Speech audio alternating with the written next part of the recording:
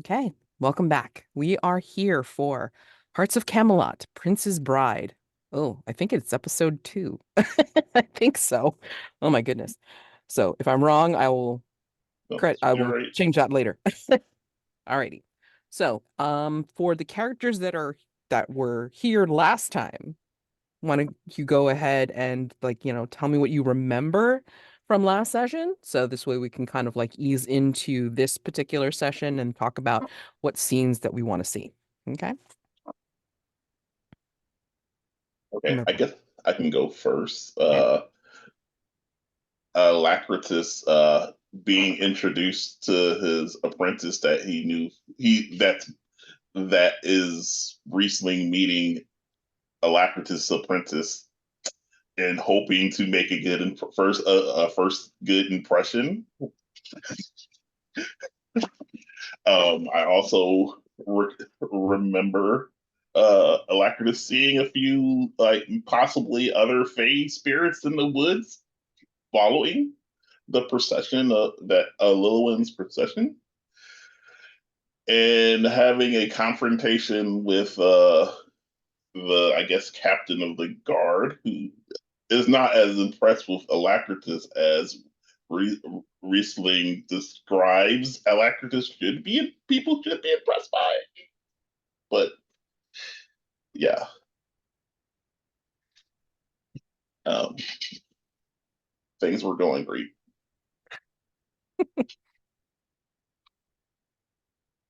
And Roderick. You're muted. Nope. Nope. Still muted. Uh-oh. It's so weird. You were just here like a minute ago.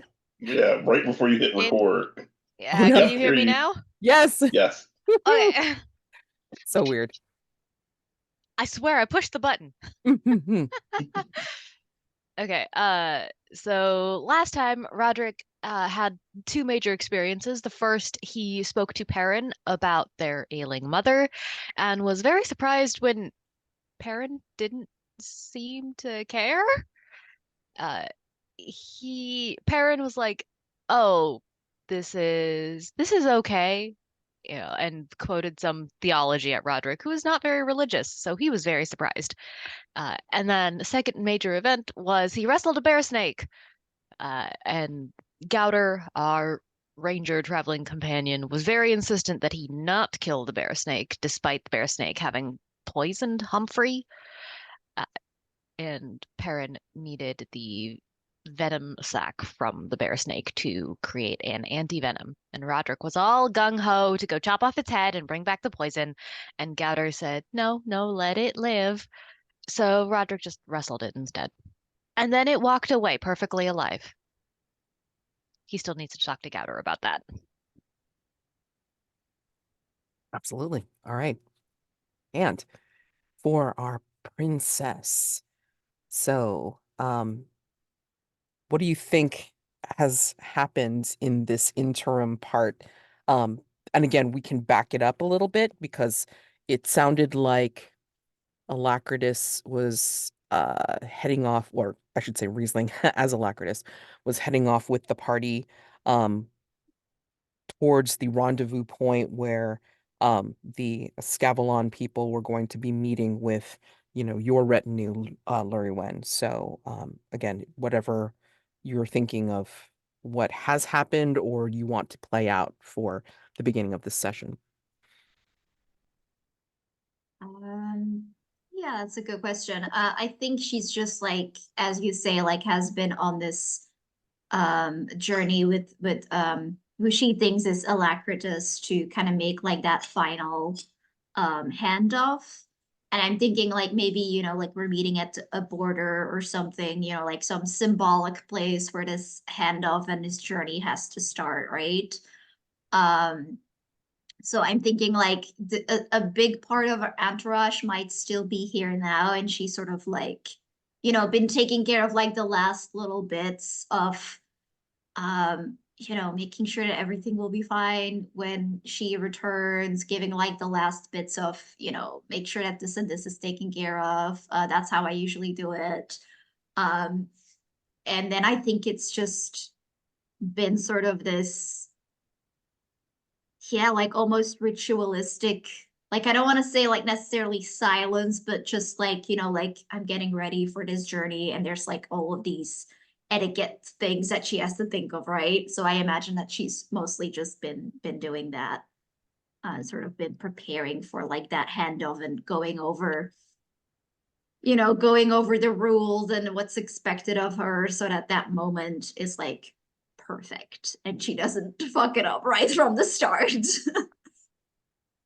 So how important is it to you that you perform this, as you say, perfectly according to tradition, etiquette, and ceremony? I mean, was this something that you took on yourself, or was this like, something charged by your father? Oh, I think it's extremely important to her, because I think like this is maybe, I'm imagining that this handoff might be the last moment that she sees her father, like for the rest of the journey. Like I imagine that, like as a sign of goodwill, like maybe the king himself is present. Mm, Like I think it almost has like a weird bridal sense to it, like because he is essentially walking her down the aisle and giving her away, just like not to arch out, but to like the ritual of it, right? right, So I right. think like it kind of really has that vibe of he is here and he's going to hand her off in the care of these other people, these other knights. And sort of like this last really ceremonial moment of, this is my daughter, this is the princess, you take care of her. And I think that's why it's so important, because if she fucks up here, even if it's like something really small or silly, it's like that's the last thing her father's going to know of her, right? And he's then going to worry because he can't fix it because she's gone. And I think that she's like really worrying, like, if I don't make a good impression here, my father is going to be worried for this entire journey. And there's nothing he can do about it. Do you want to have that conversation, like, say, the night before you're expected to reach the border and do the handoff? Yeah, sure. That makes Okay. sense. All right. So remind me of his name again, because I forgot. King Valamar. King Valamar of Avanyddyd.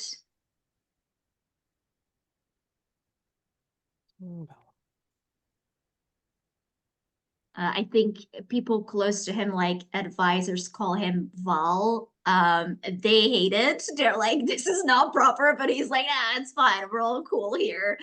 Like he has like a very jovial vibe. That usually his daughter shares, but they both take moments of like honor and ceremony quite seriously.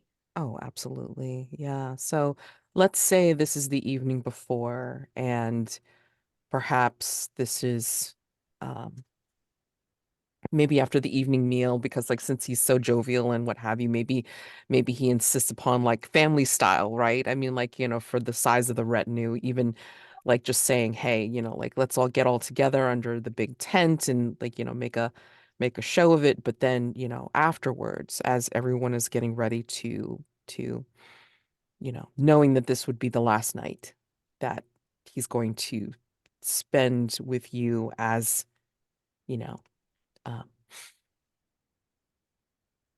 I mean, like essentially his daughter, like, Yeah, princess, essentially. then I mean, he's probably going to, of course, send for you and what have you. And like, when you greet him, what does he look like? Since we don't have a picture necessarily just yet. I used one of the pictures in the Oh, random chair character. oh, okay. So yeah, Okay. he's just Mhm. like Llurywenn. He has like dark skin. He has like a very I imagine that Oh. he has like a lot more facial hair than on the Oh, picture, sure. like that Yeah, yeah. that typical like bombastic beard Okay. that's like adorned with like all kind of celestial and floral matter. He has like he has been wearing like his ceremonial armor on the journey, but I think now that it's like night, there's like more like flowy robes, like Hmm. very delicate and like beautifully dyed fabrics, but not necessarily super adorned or anything like that. It's like a simple but clearly like wealthy look, right? Oh, Like sure. very quality is sort of the vibe. And I think, like the tent has all these soft pillows. There's like curtains hung up. There's probably like still some fruits and all of that on the table. Um, like a cozy vibe almost. Mhm. I mean, and you see him there, and then like he will, without saying anything, he will open up his arms to you, and you know, um, just kind of greet you with a smile and a nod. So, She like nods back very courteously and like drops the curtain behind her and then immediately crosses like the 4 or 5 steps and just like hugs him really tight. yeah. And he hugs you back as well, and like maybe his chin rests like, right there on the top of your head or what have you. This is a momentous night. How are you feeling? I'm excited, I suppose. I have a big journey ahead. Yes. Yes. And then he will back up a step and then look at you full in the face. Is this something that you want to do? It is necessary, yes. It is part of the ritual, the joining of kingdoms, the melding of energies. And they are, of course, benefiting. And so are we. But it is through you that this will happen. Are you all right with this? Certainly, Father. If this can prevent war and further suffering, how could I not be all right with it? I will admittedly miss home, but it's not like I will never be able to visit again. I am certain that King Archod will treat me with the earnestness that is so well known about him. Yes. When you return to us, you will be a queen. It's hard to believe. It seems that you are just so small and so trusting in my arms. I knew this day was going to come, but I wasn't expecting it to be so soon. Is there anything that you need from me before you go and embark upon this great journey? You raised me well, Father, and have prepared me for this duty. I will not disappoint you. So all that I need from you is, well, I suppose you must promise me that you won't worry. Oh, that could be a very hard could be a very hard favor to fulfill. Ah. Hmm. Well, Father, royalty must make hard choices. She kind of gives him like that impish grin of like, a kid that managed to use the words of a parent against him. And he smiles and laughs about it too. Ah, you have learned well. Ah, and you have your mother's tongue on you. Hopefully this prince, soon to be king, will appreciate it as well. You have not seen him since you were children, essentially, yes? Yes, but I remember him quite fondly in those summer days. Yes, travel was much less fraught with dangers in those times. But hopefully, with the joining of the kingdoms, as I said, this will be ensuring that we will protect the safety of both countries and prosperity as well. Father, if I may, I do have one thing to ask. I was told that Sir Roderick would be in this company, and I am afraid that years ago I did him a great dishonor. I Great. have prepared I have prepared a gift to amend this, but I'm afraid it might not be enough. Dishonor. That's such strong words for children. What could you have possibly done? I and she like actually like blushes like she's very ashamed of this. And she says, I thoughtlessly gave him a flower without any thought. I picked it and gave it to him as if that was the manner of thought and carefulness a gift deserved. He must have been very offended with such reckless abandon, and I hope now to show him that I have become better in showing the care that is needed to be shown. Well, and can't speak for the impulsiveness of children, and I would imagine he would have forgotten everything about that by now, especially as it has been so long since you have seen them all. Three brothers. The heir, the champion, and I think the last one became a monk, if I recall correctly. So,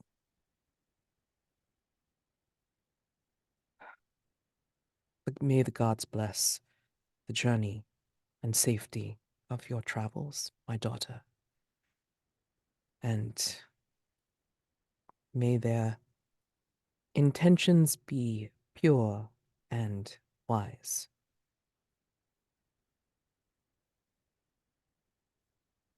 Of course, Father. One more hug before I go? Absolutely. Thousands more if I could.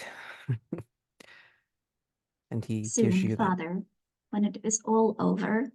And she will give him like I imagine that she like goes to delicately hug him and he just like does the bear hug and like lifts her Yes. up. Yep. Absolutely. And I think when you take your leave, you don't see it, but I think he will turn away from the entrance to his tent, and there is a small tear that goes down his cheek. So, all right. We are verging onto the day, and probably both parties. Well, actually, no. Let me think about it.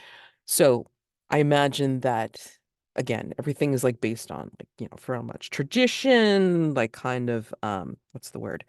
Um, ceremony. So somebody's there first, like at whatever border this is, um, and there's kind of like a canopy of sorts that has already been built there to symbolize the handoff and the crossing into like neutral ground to head to Spirit Hawk Peak.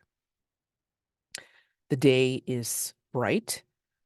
The sun is reaching high into the sky, and the sky is very blue. So sounds pretty auspicious. Who do we think is the party that gets to the border first?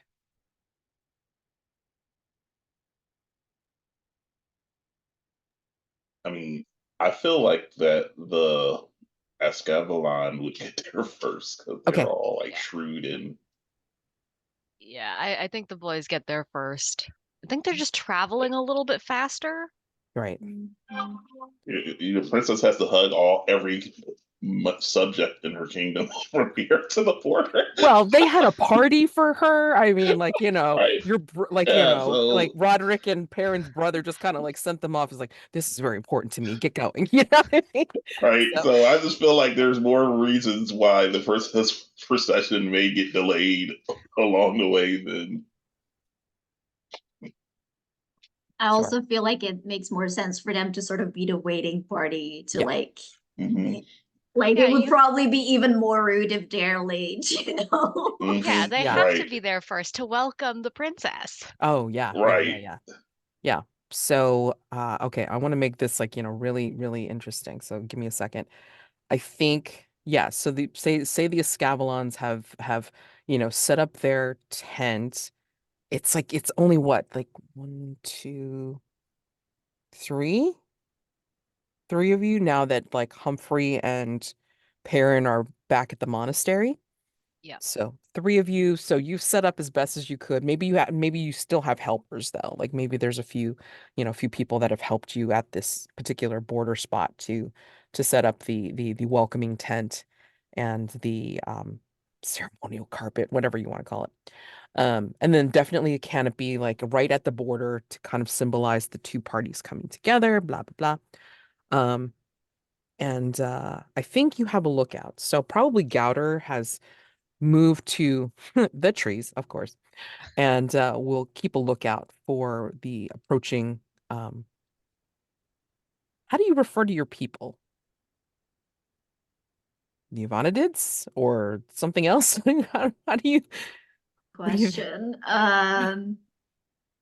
Yeah, Avanyddyd, I guess, makes Okay, sense. all right. So yeah, so Gauter's keeping a lookout for the Avanyddyd and hasn't said anything yet, and it's like probably mid morning or whatever. Um, and he will call down. It's like, I have not seen them approach yet, sir, but I expect it'll be quite soon. And he's left his bird with Perrin, so I think he's made friends, and he may or may not have told you, like, what friends he's made, but you do see, like, several birds that look like they've flown up from talking to Gouter up in the trees, and so maybe they're kind of like making like swooping passes, you know, along the route, and so they will let him know if there's an approach. I think Roderick, for his part, is pacing along the edge Mhm. of like just back and forth and back and forth. Like it, it's it's been so long,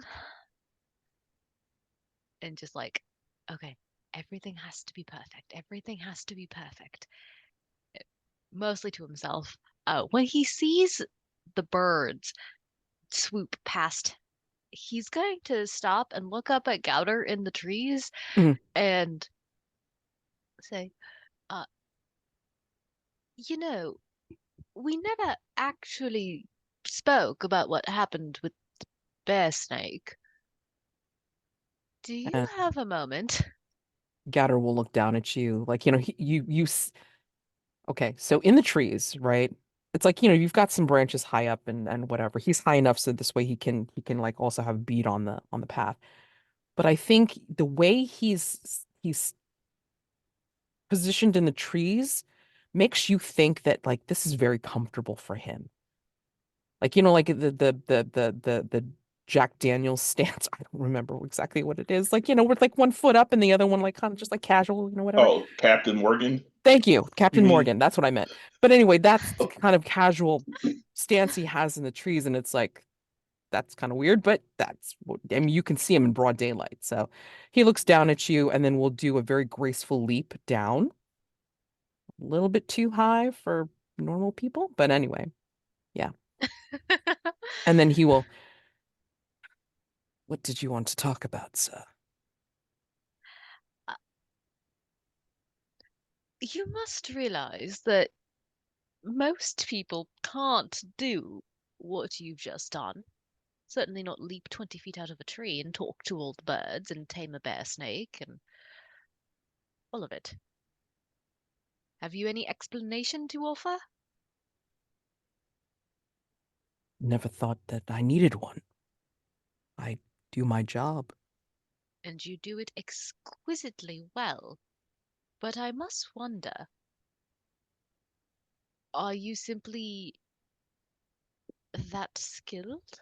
Has there been anything in your life that encouraged building this skill set?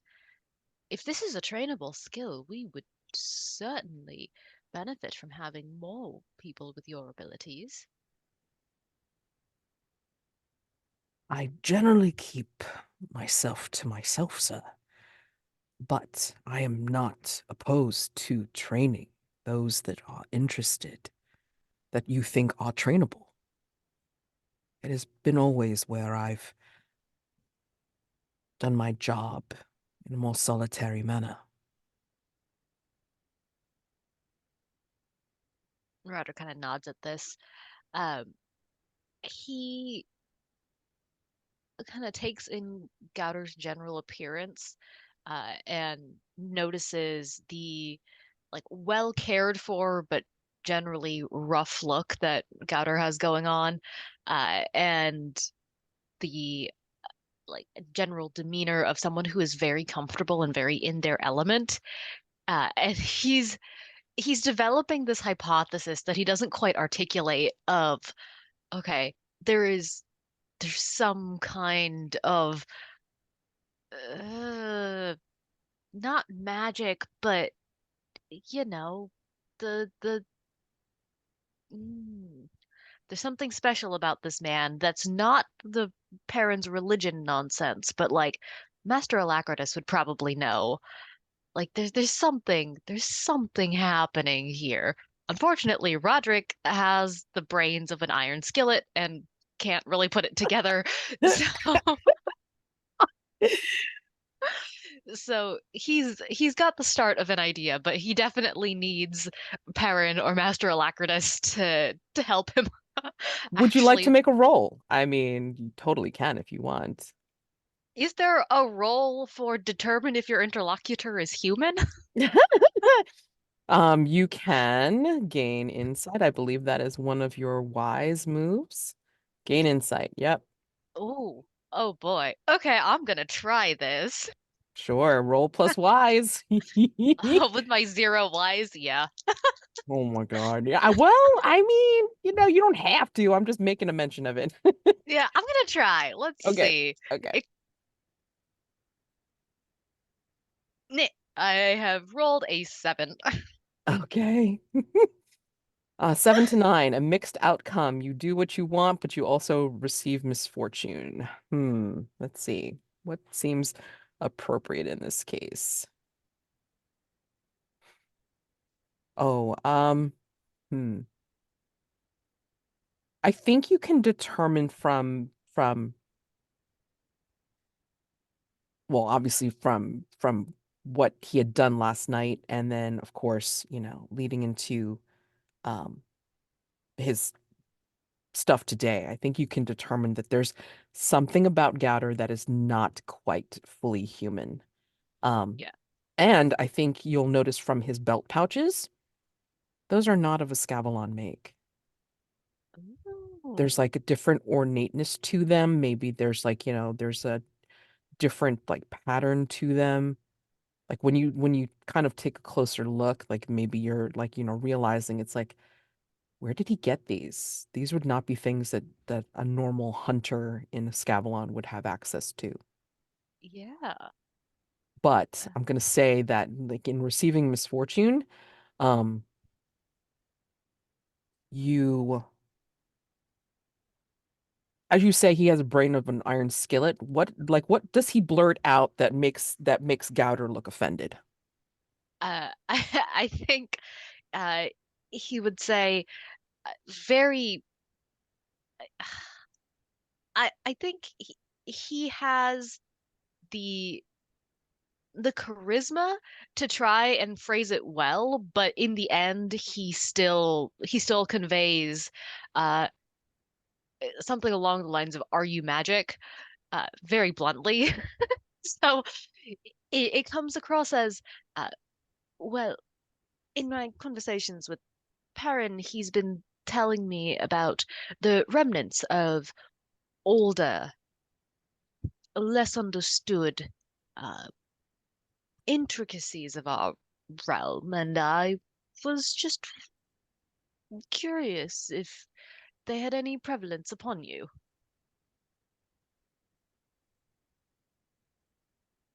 Are you saying that you consider me like one of the creatures in Perrin's notes?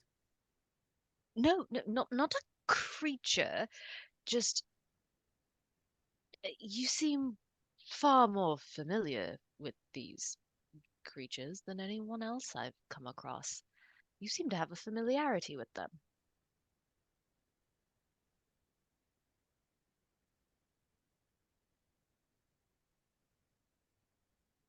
I am skilled and very knowledgeable in my work, especially after all these years of serving your mother and also serving with my former companion, Adomus.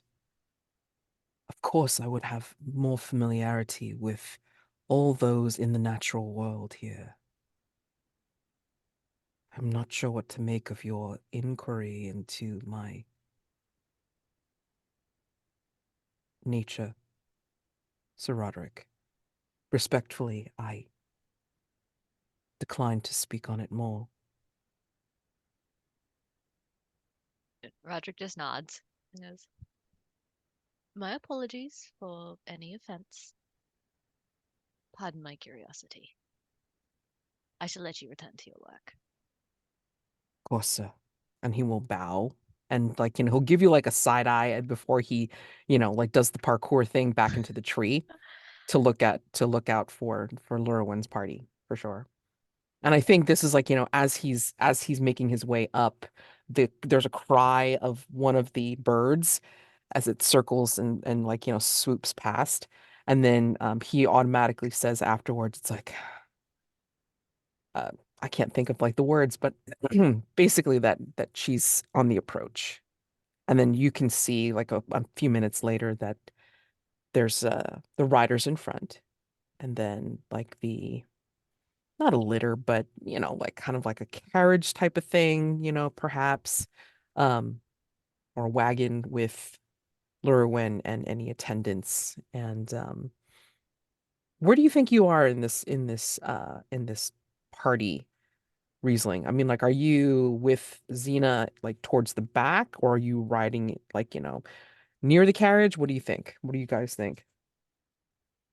Uh, Personally, I think that I would I would unless said told otherwise, I would expect that Magister Alacritus would be alongside the princess, maybe like a step behind or like just behind them on the procession, like wherever the general would be, or the person I can't remember his name now Garrison? because my brain's not working. Garrison, yes. I was had to dig up my notes, but yes, Garrison. I would think he would be either riding alongside Garrison or like if yeah, or maybe even in front of him. Depends. It might have been some discussion. Like he might be supposed to be riding along Garrison, but he makes an effort to like be as ever so slightly ahead of him. I mean, if you're ahead of Garrison, like Garrison's like, like looking daggers at your back and such. It's That's like, fine. Like I said, no, I wouldn't be that. Just it'll be like a nose link, just enough that it's clear that he's intentionally trying to be slightly ahead, but not so far ahead that he'd be able to see his back. He'd be glaring at his ear. oh, okay. Um, oh, and Roderick, as part of your misfortune, you want to mark off befuddled next to wise. So that'll give you a -1 if you do any more rolls for that until you can clear it. Okay. How do you clear a condition? That's a very good question. It's like something that I haven't thought of yet. Oh, Um, Clearing a condition. Heal and comfort, I think. I think that is correct. Unmark all virtues. Right. Da-da-da. Sorry. Comfort. Yeah. Unmark all virtues. So basically, yeah, you like take off any of the conditions that are on them and such. So somebody's got to come and heal and comfort you. Oh boy. Oh, yeah, like that's gonna happen. Okay. Thank you. Alacritus is so good at comforting, so good. You normally cannot heal and comfort yourself. I mean, unless you've Yeah. got that particular move, which I forget which of the playbooks has it, but yeah, I mean, like, that person can do it if they have that specific heal and comfort move. But normally you cannot heal and comfort yourself. Got it. Okay. Okay.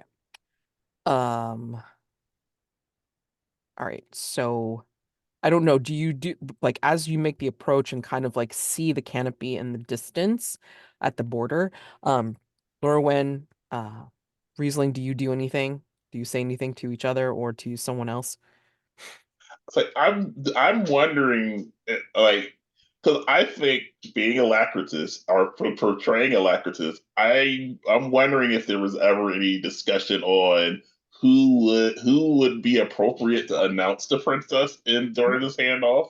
Okay. Is there Okay. a person? Because I know we talked about there being a bard, but I Oh, don't know if that bard would be the person to announce it, or would it be someone with a like actual higher position like Alacritus or Garrison or someone else.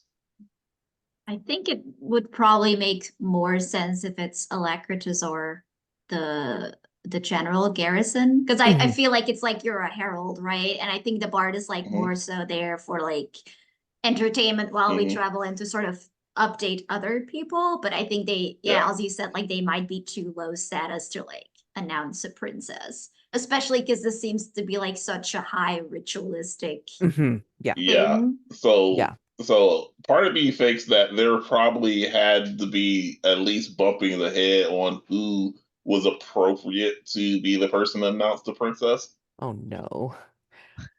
Hmm. I think and like, if this is okay, John, I'm gonna say Uh, that Garrison's probably going to ride over to Llurywenn in the wagon slash carriage, whatever. And then kind of, Your Highness, I,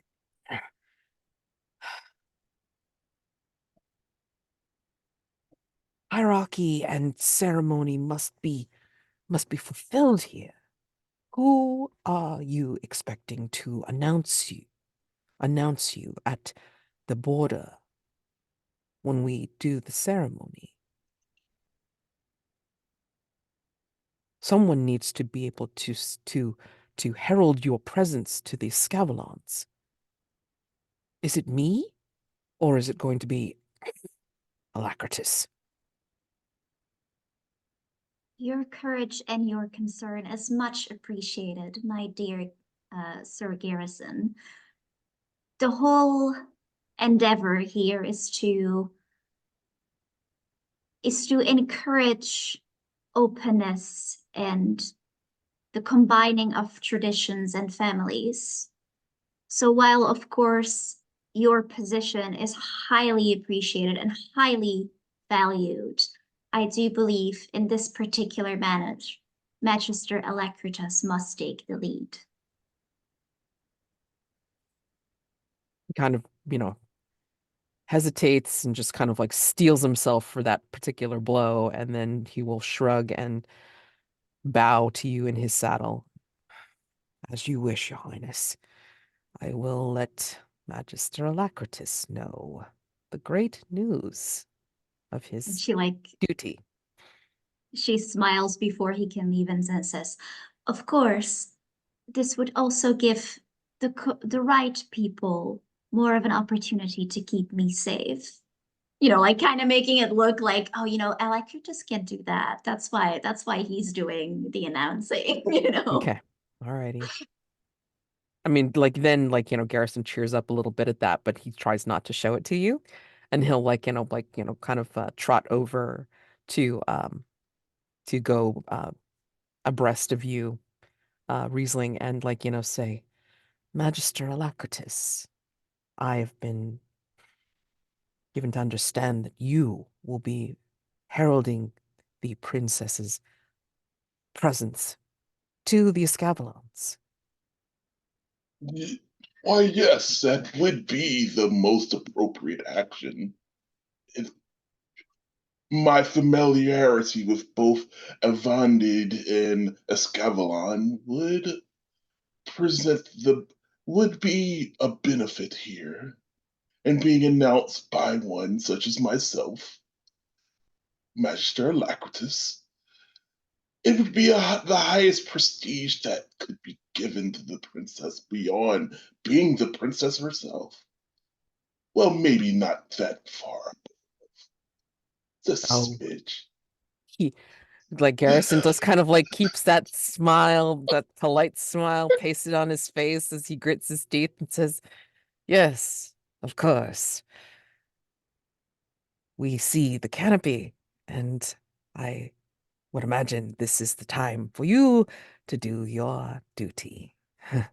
Yes, if there be nothing more, I should prepare myself. Good day, sir. And then he kind of drops back, so he's in line with the carriage and just looking out for, um, you know, any possible danger, but still kind of giving you daggers in the back as you're riding ahead. So, how do you introduce, or I should say, um, announce Princess Llurywen's presence? I think, what do you think, Sir Roderick? Do you think that, you are, once you see them coming down the path, you are there right at the edge of the ceremonial carpet? And, do you have anybody else with you? Do you have Yeah. Gauter, attending to you? I think Or Sir I Bart? yeah, I want Sir Bart. I Okay, think okay. Gauter is going to be more of a benefit up in the trees. Sure, sure. I'm going to have Sir Bart with me, probably holding a pennant or a banner or something of our house. So Mhm. he's got the Escavalon symbol, uh, and we have a gaggle of other NPCs who are helping us set up the area and the canopy. So I think as Gauter announces that the uh, party is approaching, we're going to have the other nameless NPCs also gather around, so it looks like there's actually a crowd here to Nice, welcome nice, them. nice. Yeah, and Sir Roderick is standing up front, uh, and like he puts on his best demeanor for this Hmm. and just waits for them to approach. Yeah. So that is who is waiting at the edge of the ceremonial carpet. How do you announce the princess, Magister? Okay, so Magister will, of course, he strides up very slowly, almost like like just like he's accustomed to people waiting for him, or at least that's what this was originally believes. He's greetings, sons of Escavalon. I present to you graciously the first daughter of of His Majesty, King Valmar the Valiant, beloved most by her people, Princess Llurywenn of Avanyddyd. And I imagine I have a staff, I have one arm, and I do a bow, step to the side and bow to allow her pass. Hmm. And I think all the people will have come off of their steeds or out of the carriages and such, and then will kind of line up ahead of you, Lurwin, to kind of create that oh God. Oh, what do they call that? Oh shoot. Like an honor guard of Yes, thank you. The honor sorts. guard. I was trying Yeah. to figure out what the heck it was called. Sorry. Yes, the honor guard. So this way you can come down the path, and then you will be the last person that will be approaching. So, what are you So dressed like? And if you and Sir Roderick want to like kind of like take turns, like saying what is seen, that would be fabulous. I mean, Yeah, Mhm. sorry, I want to interrupt here because I feel like when Alacritus announces this, uh, you can't see it, but I think Gauter spots it of Roderick just like deep breath, very much the I haven't seen her in 20 years, I hope my memory serves me well. It's fine. It'll be fine. All right, go ahead. Yeah, I think we see like after that announcement, like the servants, open the carriage. We see the king get out first and he like offers his hand to Llurywenn. And as she exits the carriage, we see that she is in um like a lot more practical gear than we saw her last.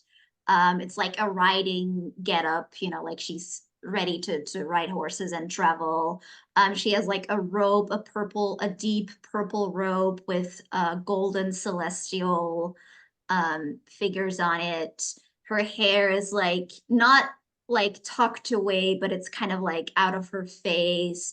She has like very delicate riding gloves on. And I think sort of like what we saw of the king, it's like this relatively simple outfit, but all of it just like screams like high quality and very colorful, I think.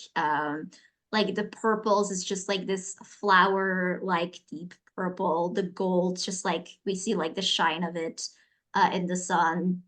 We see her delicate riding boots hit the ground as her father like starts walking her. And I think we see her kind of like do the same as Roderick in this like clicking on, so to speak, as she takes her father's hand and like starts walking, and it's just like doing her best to look as regal and as excited as possible. And she will like as she passes Magister Alacritus, she will give him like a courteous nod to thank him for his announcement. He'll return a small nod in respect. So I had a question. Is King Valimar exiting the carriage and coming with the princess down this procession? So I was thinking, unless people have like another idea, he will like bring her to like sort of the end and then like symbolically like the few, last 10 steps or whatever like everyone has to take alone, but he Yeah. comes with her for like a little bit and then like hands her off. Right. Okay. Yeah. That's what I imagine too, because it's like, I imagine this is like going to be like a meeting of the parties, but it's going to be Llurywenn and then like Sir Roderick seeing her approach. Mhm. Yeah. So center stage. Yeah. All right. So uh, you see Llurywen walking kind of with her father uh, down the honor guard procession. Hmm. Okay. Uh, from Roderick's perspective, as they approach, he very carefully does not let his jaw drop and uh, sees the two of them. I think as the king approaches, Sir Roderick will make eye contact with the king and bow as like the, visiting royalty, of course, we pay our respects. Uh, and he stands there. He does like the military thing where you grab your wrist behind your back. Hmm. Yeah. So he stands. What is that at attention until Mhm. Llurywen comes up to him. Parade rest might be what you're doing. Oh, maybe, yeah. Yeah, Yeah. Hmm. that thing. And as Llurywen comes to that point where she leaves her father, uh Roderick looks at her directly, and it's this wealth of stuff that he doesn't say, but you can see it in his eyes of, oh, she's even more beautiful in person. And like you can see the moment where his brain goes, oh shit. And he's like, "Hmm," but he doesn't show it. Right. But you can see that like flash moment of, oh boy.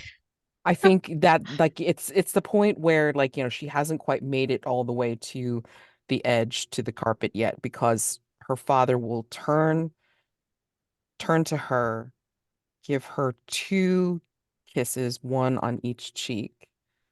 And then when she goes forward, then he will do a ceremonious, like, turn to face her, watch her go down the path, and then kind of like do this symbol of his hand up of like a farewell, you know. And so that's when, like, like full on, this is where Llurywen's coming towards you, man. Yeah. Oh, Roderick is so doomed. So doomed. Uh, So and I doomed. think for like added heartbreak, I think it's like once he like holds up his hand in that symbol, I think it's then like considered bad luck if Llurywen like looks back Mhm, because like mhm. that would indicate doubt.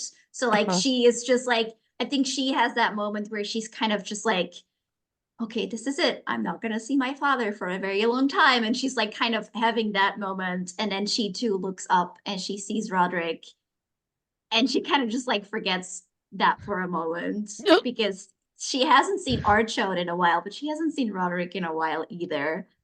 And then I think sort of like the ceremonial part like clicks back into gear, like almost like she's in panic, like grabbing onto it, right? Yep. Because Yeah. I think there's like this tense beat for a second as they just kind of like stare at each other. Yep. Yep. And I then think like Llurywen, oh, go ahead. I think as Llurywen leaves her father, Roderick will extend a hand. Again, it's very courteous and it's part of the ritual of it all, but it's an he has like one foot slightly forward, knee slightly bent, and one hand kind of extended like a take my hand, I'll catch you as your father lets you go. Which is known. Like this is how the ceremony is conducted. Llurywen knows to expect it, but that's coupled by this intense look in his eyes where he's kind of screaming, trust me, it's okay. And she, like as expected, she bows first and then like extends her own hand to take his and says, I thank you for this grace and hospitality, Sir Roderick, second son of Escavalon. And uh, Sir Roderick will slowly, so you know it's happening, take your hand, kiss the back of your knuckles, again, very courtly. And very respectfully.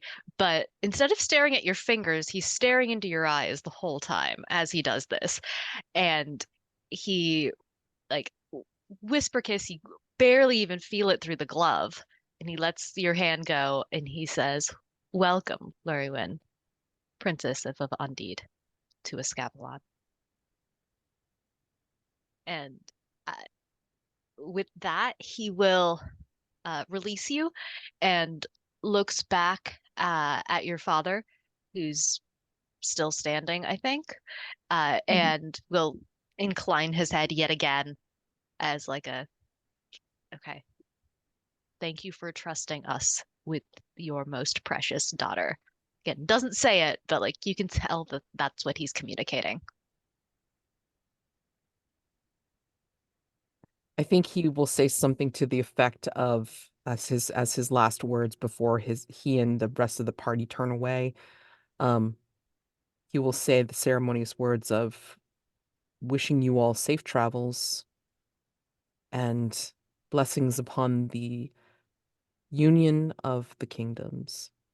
And he will turn away, and everyone falls out behind him as he goes back to his horse or goes into the carriage, what have you.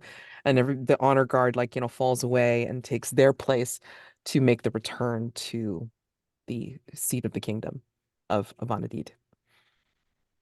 And Llurywenn, and I would imagine like, Magister Alacritus and Xena. So who is left to go with you all to Spirit Hawk Peak from Llurywen's party? And it does not have to be many people because, I mean, we don't want to make this a big deal, even though it is. um, tell me who's going. I think Garrison's going. Oh, for sure, right? He has Oh boy. to. Yep. Yeah, and I mean, Xena, who is Alacritus' apprentice, would Hmm. definitely be there. Yep.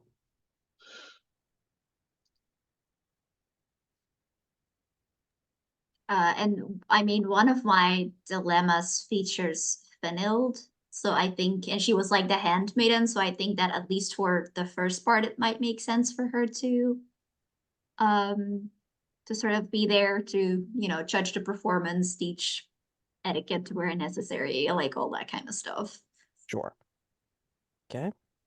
And we were talking about a bard, but I don't know if we want that to be like now. Like, I don't think that they're necessarily like Llurywen's party, right? Like they're Yeah. sort of a third, because their purpose would be to like give stories to the people and almost, I think, like a little bit of this social pressure where it's like, I'm gonna tell people what's happening here, you know?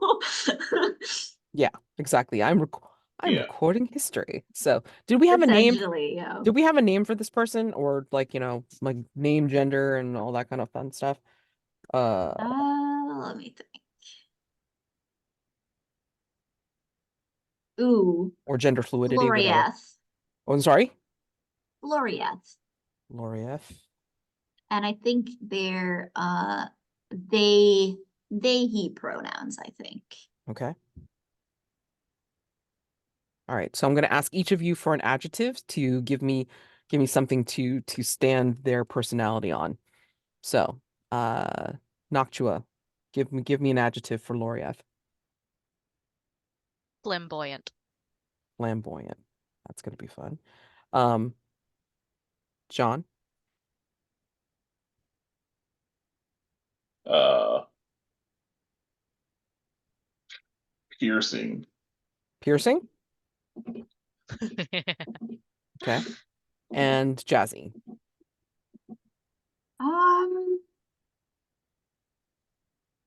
Inquisitive.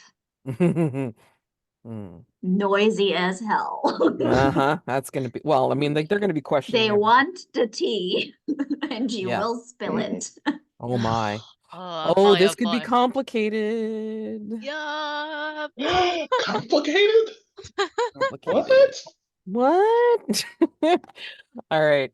So yeah, given that, I mean, maybe you did have this person being as subtle as possible as they could, for as long as they possibly could, and then like, once the handoff actually happens, then maybe you hear like the strumming of their lute or something. Um, Um, Before we continue too far, Mats, do you think it would make sense for Llurywenn to roll Endure Heartbreak, like as her yes, father is leaving and she's like yes, really struggling not to look back, not to yep, do anything, but her father's leaving and she's yeah, alone and it sucks and she really wants to look back. yeah, yeah. Please do. Endure heartbreak, Okay. please.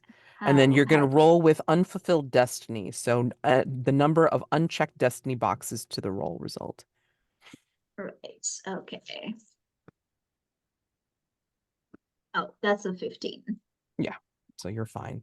I forgot to Yeah. ask though. I forgot to ask like, what you would do if you were gonna lose control. Yeah, I think if she lost control, she would have like looked back to like basically when it was not yet quite appropriate. Yeah. And I think like her father wouldn't have noticed, but I think like the entourage would have noticed, right? And it would have been like a bit of an awkward start to essentially start with a sign of I don't really want to be here. I want to go home. Right, Yeah. right, exactly. So no, absolutely. I think that's great. So you keep it together. So even though you're like probably screaming inside, like, no, father, whatever. Yeah, you hold it together, you don't look back, you do what the ceremony and tradition expects you to do. And I think if like, Fenilde is at a respectful distance away watching this, I think, like you'll hear like a tut of approval. I don't know what that sounds like, but I think you'll recognize it because you've heard it Mhm. before. Um, so Like with the that, tiniest noisy, like the yes. tiniest breath, and she's like, "Oh, I did Yeah. it." Yeah, exactly. Day one, I'm keeping it together. Exactly. Oh my gosh. All right, so we're gonna take our first 10-minute break. All right, so we're back at the 36 mark. Okay, so we'll see you in 10. Okay. Boop. Okay, so we are back, and I think we're to the point of after all the ceremonial stuff is done. I think the Escavalons have like done a little spread, I mean, like, the Avanyddyd had come from a whiles away, and then, they're probably needing some kind of refreshment. Um, Terrible that the ceremony doesn't make provision for the other part of the party to do that, but it is what it is. I was So, thinking there's probably like some ceremonial exchange of gifts, right? yeah. Like you're not gonna do that. That would be super rude. Yeah. Like here's a Right. princess, you don't get shit for it. Oh, well, like Like, no, you get the gift baskets. You get the travel gift yeah, baskets to go home. exactly. Here are some apples. Oh my Here's your gosh. swag. Yeah, hold on, swag bags. Oh my gosh. You get a keychain with the Avanyddyd logo on it and an ugly No, ass tote bag. it's from the Escavalons. Like, welcome, welcome to Escavalon. Dear. Sorry. All I got was this stupid keychain. Oh man. And the t-shirt. There's a t-shirt that's all the wrong All size. right. Oh no. It's Okay. medium. One Oh size fit all. It's medium. God. Okay. So anyway, spread, there's some fruits and some meats and some, crudités, whatever whatever the Escavalons think is like, cool for travel, like, travelers. And they will, obviously settle down. They have set up like, some temporary tents, of course. And this will be where you all will stay before you start to make your journey to Spirit Hawk. Alrighty. Centimere mana to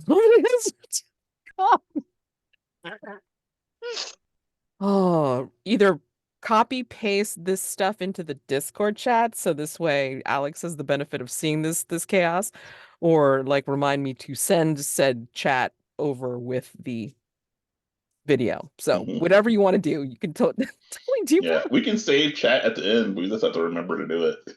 Oh well, I mean, I always get the copy of the chat once the Okay. video converts. But I mean, like, if you want to save this for for Hmm. people to see right away, then definitely copy Hmm. paste into the Discord. Yeah, let's copy. Yes. Okay. So, um, sorry, brain does not want to work now. We've had our vittles, and then like Roderick wanted to speak to, or like wanted to welcome everybody, and Yeah, so on and so. mostly Roderick wants to just say hi to Alacritus. Ah, okay.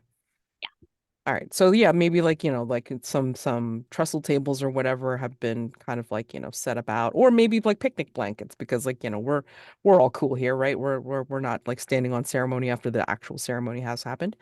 So yeah, picnic blankets and such. And do you think that Magister Alacritus would have like set himself apart with Xena, or do you think he's kind of like milling about, like kind of doing the handshakes and smiles and stuff with people?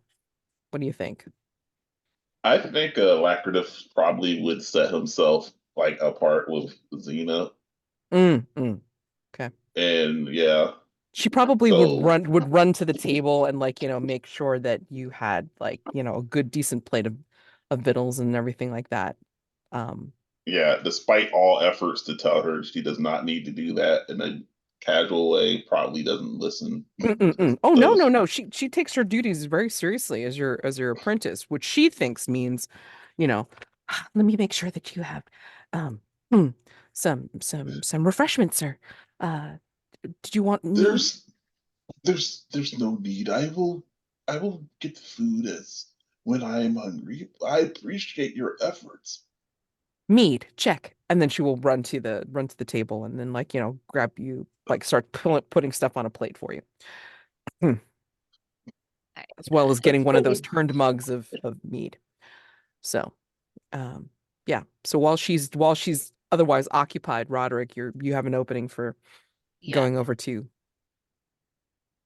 Yeah, so Roderick will make his way over to whom he thinks is Alacritus, Mm. and greets him with a bow. Just says, Magister Alacritus, it has been a great many years. It's good to see you again. Thank you for coming all this way. oh, it is good to see you again. I it was not an it wasn't an effort on my part. It was a this is my responsibility after all. I appreciate your diligence in coming along to protect the princess on her journey to meet her future husband. As you say, it is my duty.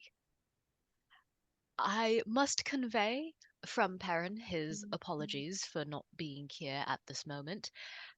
There was a slight incident, and he will be joining us a little bit later, but from what I heard, he was quite eager to see you again. I imagine so, but it is fine. He is a man now, and he needs to attend to his responsibilities. I respect that. Have you met my new apprentice?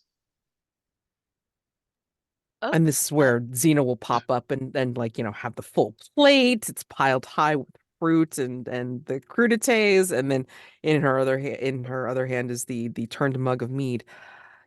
Yes, yes, I am Magister Alacritus's I will assistant take and that, apprentice. please. Thank Yes, you. yes, yes, please, please. I sit and I'm like looking at this enormous plate of food. Hmm. uh, Yes, my princess. I like hold up. She is in quite all, diligent. sorry, in all of this, you never actually said her name, and Roderick's like waiting for a name. Xena, my apprentice. This is Sir Roderick of Es Es Escavalon. Escavalon. I'm sorry, my bad. That's all right.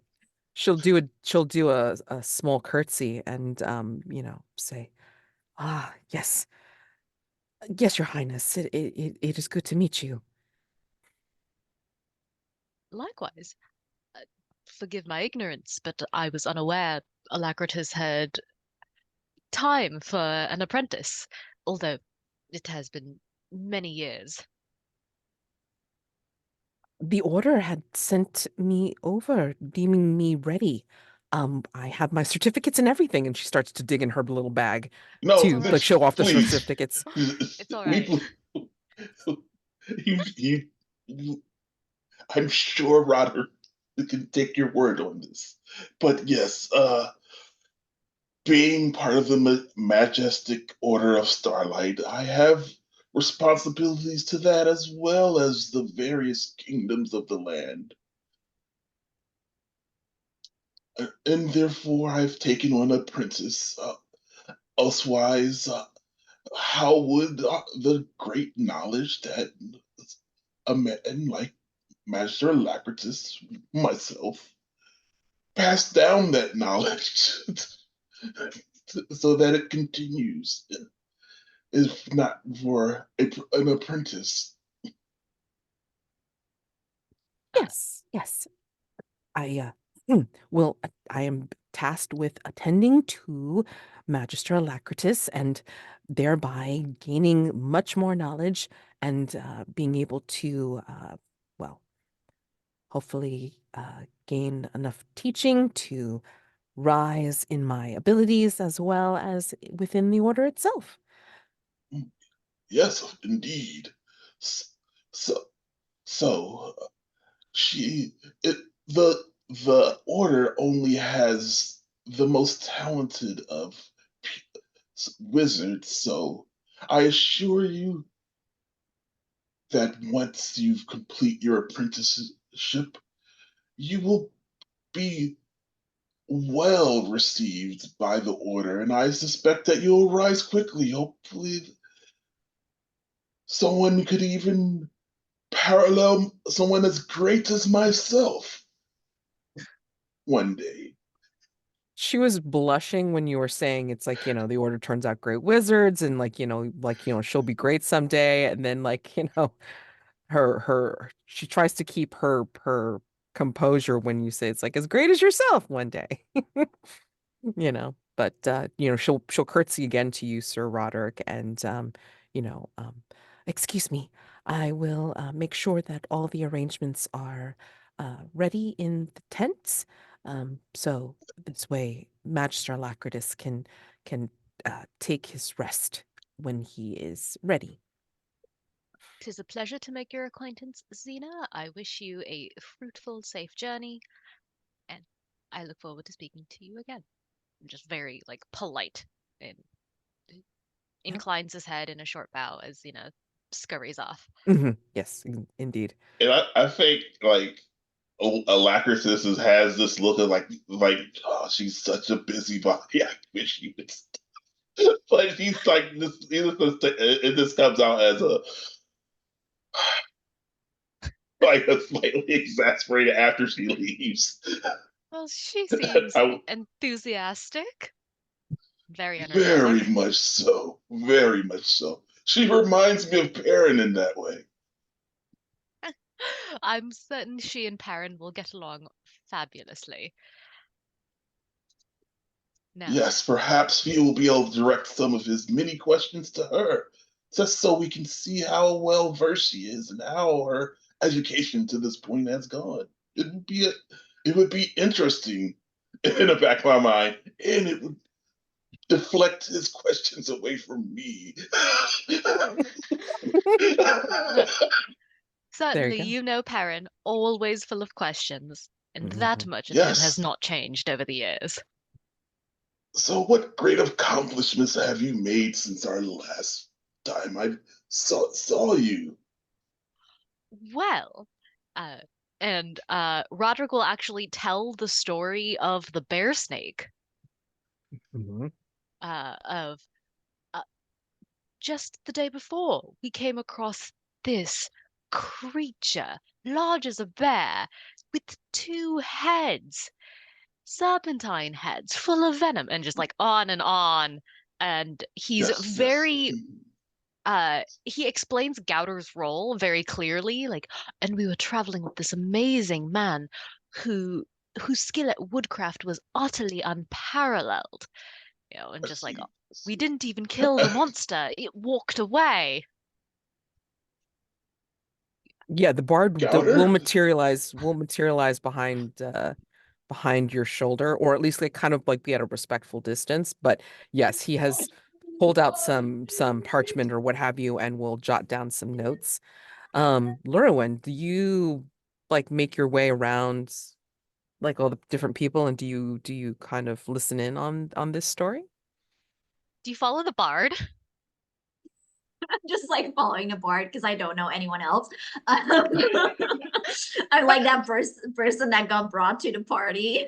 Like their one friend is going somewhere. Yeah, no, I think that she has indeed sort of been very politely introducing yourself. And I think like Sir Roderick would probably not be very surprised by this, but other people of his entourage might be that she's even to the servants introducing herself, right? Like to the people that normally like they're there, but you sort of don't acknowledge their existence, right? And she's like going over and like giving, I think that she's like giving all these like tiny little gifts, like as a token of appreciating that they'll be helping her along this journey, like that kind of thing. The servants too, I think, look like really befuddled and they're like half panicking, like, what if we do something wrong now? But she's just like sort of going, um, yeah, I think she might maybe have been talking to someone when she heard that story. And I think Yes. she kind of Oh, like looks like she wants to talk, but she isn't sure like if she can insert herself in the conversation. I think Roderick, as he's telling the story, realizes he's kind of drawing a crowd, and instead of talking only to Alacritus, he kind of like expands and will direct some of his comments like in the direction of the bard. And if he sees Llurywenn like hovering, he will kind of like look up at her and kind of he's not very overt about it, but he will indicate, you are welcome to join as he tells the story. And then we got the net and Gauter threw the net over the creature and I held it down as, and yeah. Mhm. Absolutely. impressive. Very impressive. You, Gauter, I'm familiar with him. And Lily, his falcon. Yes, She's a actually, majestic. Oh, go ahead. Sorry. she is indeed. Gauter has very graciously lent Lily to Perrin for his errand. And the two of them are expected to return in the next day or two. Ah, well, excellent. It'll be nice to see the bird. She's quite majestic. Yes. And not me, Magister. I mean, like he literally pops up behind you, like dropping from the tree. It's like, it looks stiffened slightly in turn. Gauter, it is it is good to see you as well. Yes, it is good to see you, Magister Alacritus. And his words are As I very measured. I mean, I don't know whether anybody would sense it or you know, see how like to, like recognize how pointed his words are because he's not looking at you like yeah, I know I remember you from so long ago. He's looking at you like, do I know you from so long ago? Are we sure? He's kind of giving you perhaps that side eye. another time we can talk at length about the journey ahead of us. Yes, that would probably be wise. I am guiding and also keeping an eye out for dangers. Looking Right, of straight at course. you. Princess Lowen, it's good to like you've joined our conversation. How are you doing? I think she'll kind of like gracefully like I think she's like more so picking up on that diplomatic like come save me from this conversation vibes. And she like very gracefully will step forward and say, Sir Roderick was just telling us the most extraordinary story about you, Gauter. Do you think we may expect yet more of these fantastical creatures on our journeys? I must admit, I have never quite seen a bear snake up close. And we hope that you never will, Your Highness. And he makes a very deep bow, recognizing, um, obviously you're the one that we're all supposed to protect. And he will look at you with respectful eyes and say, yes, there is the high possibility in our journey to such a sacred place, such as Spirit Hawk, that there will be things that may not be recognized or may not have been seen. It is wise that we are taking this journey together, but also that we are not so large that we will disturb the natural way of things. Roderick interrupts here and says to Llurywenn, uh, you need not fret. You will be safe on our journey. We have, between all of us, looks around at like Gauter and Sir Bart, who is like a mountain of a man, and himself, and Magister Alacritus. We have between us a great many skilled men. You need not fear for your safety, no matter what comes. And she gives you a smile. She says, of course I shall not fear. How could I when such valiant knights have taken it as their duty to protect me? He blushes. And Sir Bart is like, like kind of snuffling in a mug, and then like, you see like the mustache foam, the beard foam, and it's like, and he'll say very, very heartily, I will fight. And I smile am with the most mustache foam. certain you will. And I think like Llurywenn was like fine, but then she sees that Roderick is blushing, and then she starts blushing and like is trying to cover it up. I think Alacritus is seeing this and is like does this thing where you like see his head pan one way and then pan the other way. It's The another light deep bulb. sigh. Yep. I feel like, hold on a second. Gain insight on us. Or no. What? I mean, like, I feel like somebody's dilemmas are in play here. What the hell's going on here? Mine and So many. Lurywenn's. Hold on. Exert Probably. I hearts. kind of flirted with him openly, or like said something that could be interpreted as such, maybe. Yeah. Because I I feel like an exert heart move needs to be made here, or at least just to Mhm. kind of like give you some. me- mechanically, how does that work? Like, what do you got to do? Okay, so hold on. Yeah, I think it hits mine because this is Magister Alacritus has goals of dire importance, but go against my own ideas. I think them two together probably is one of these things. It's like, God damn it. This is not part of Alacritus' plan. Oh, oh my gosh. Oh, that's fun.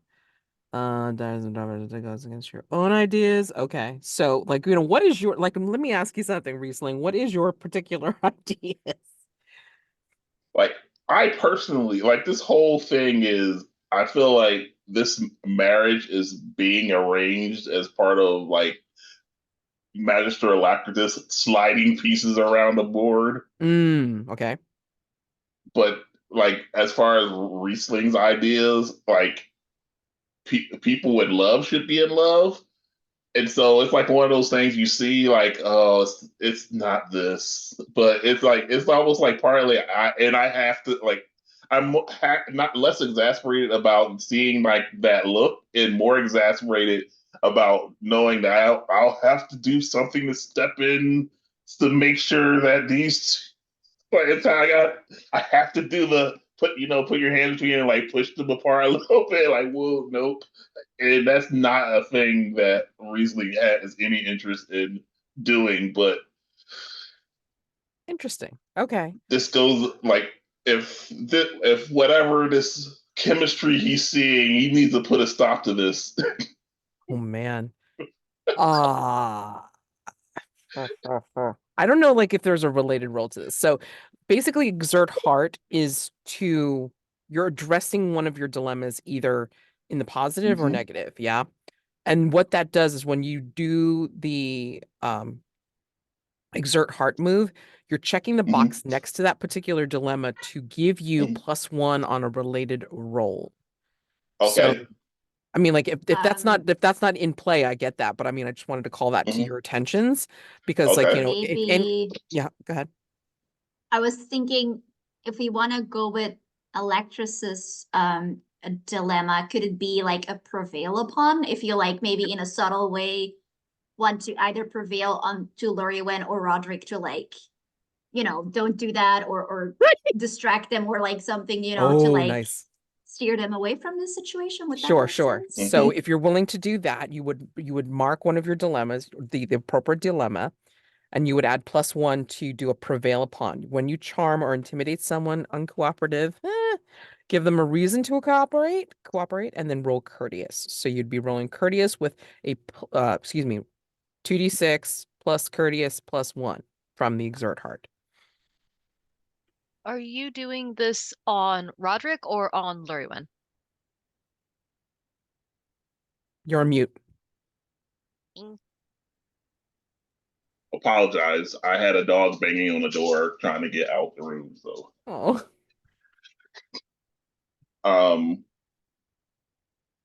I suppose it would be Roderick. Because I'm not that he's going to be trying to. I feel like it would be trying to like bring up the whole like, oh, we're looking forward to, like, I'm looking forward to performing the ceremony between Princess Llurywenn and shit, name. Arshode. Prince Archa. Archode. And Archode, it Which might would be be one of funny those as hell things. if, like, if you actually said that out loud, because speaking as Riesling, you totally forgot the name of the eldest brother. Oh my God. I mean, if I That'd be roll terrible. poorly, I would. That might be how the delay might be there. But Okay, okay. if so, I think would that be impressive? I don't know. Prevail upon, well, I Prevail mean, upon. like, you're making that maybe not so subtle reminder of like, hello, doing Yeah, this yeah. for your brother. Yup. Right. Well, okay, yeah, so go ahead and do that. So prevail upon 2d6 plus courteous plus 1. All right. Let's see. 2d6 plus courteous plus 1. Let me make a roll. 2, 6, 10. Okay. All right. So you succeed in what you're doing. So what do you do to prevent them from making goo goo eyes or whatever you're trying to do? Okay. So yes,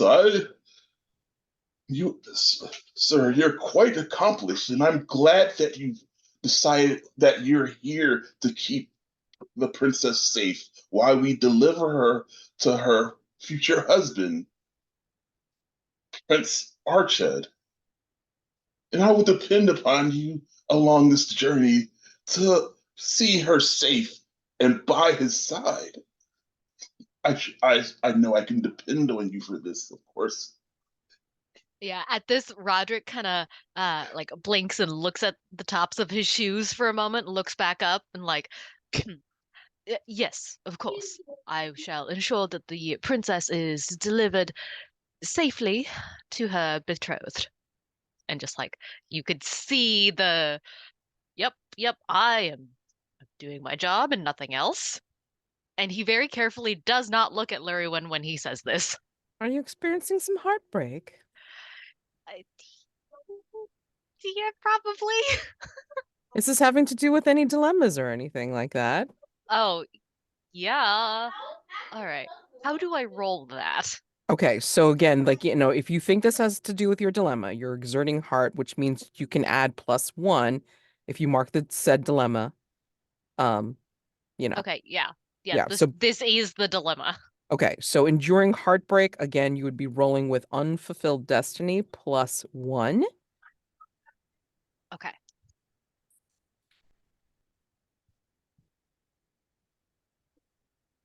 Oh, nice. Unfulfilled Yes. destiny. Yeah. And then +1?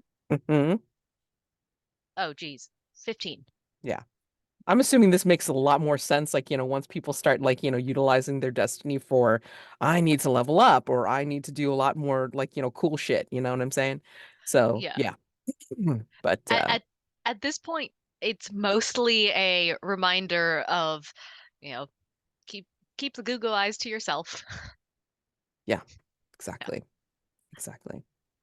Okay. And I think as Alacritus like so out of the blue kind of brings this up, I think for Princess Llurywenn, especially like following on that exchange with Gauter, because I think that Llurywenn might have sort of picked up on the like not the reason, right? But like the weird tone and tension, because that's what she was raised to do, right? Like Mhm. diplomatic conversations, not saying what you mean, but picking up exactly what is being said between the lines.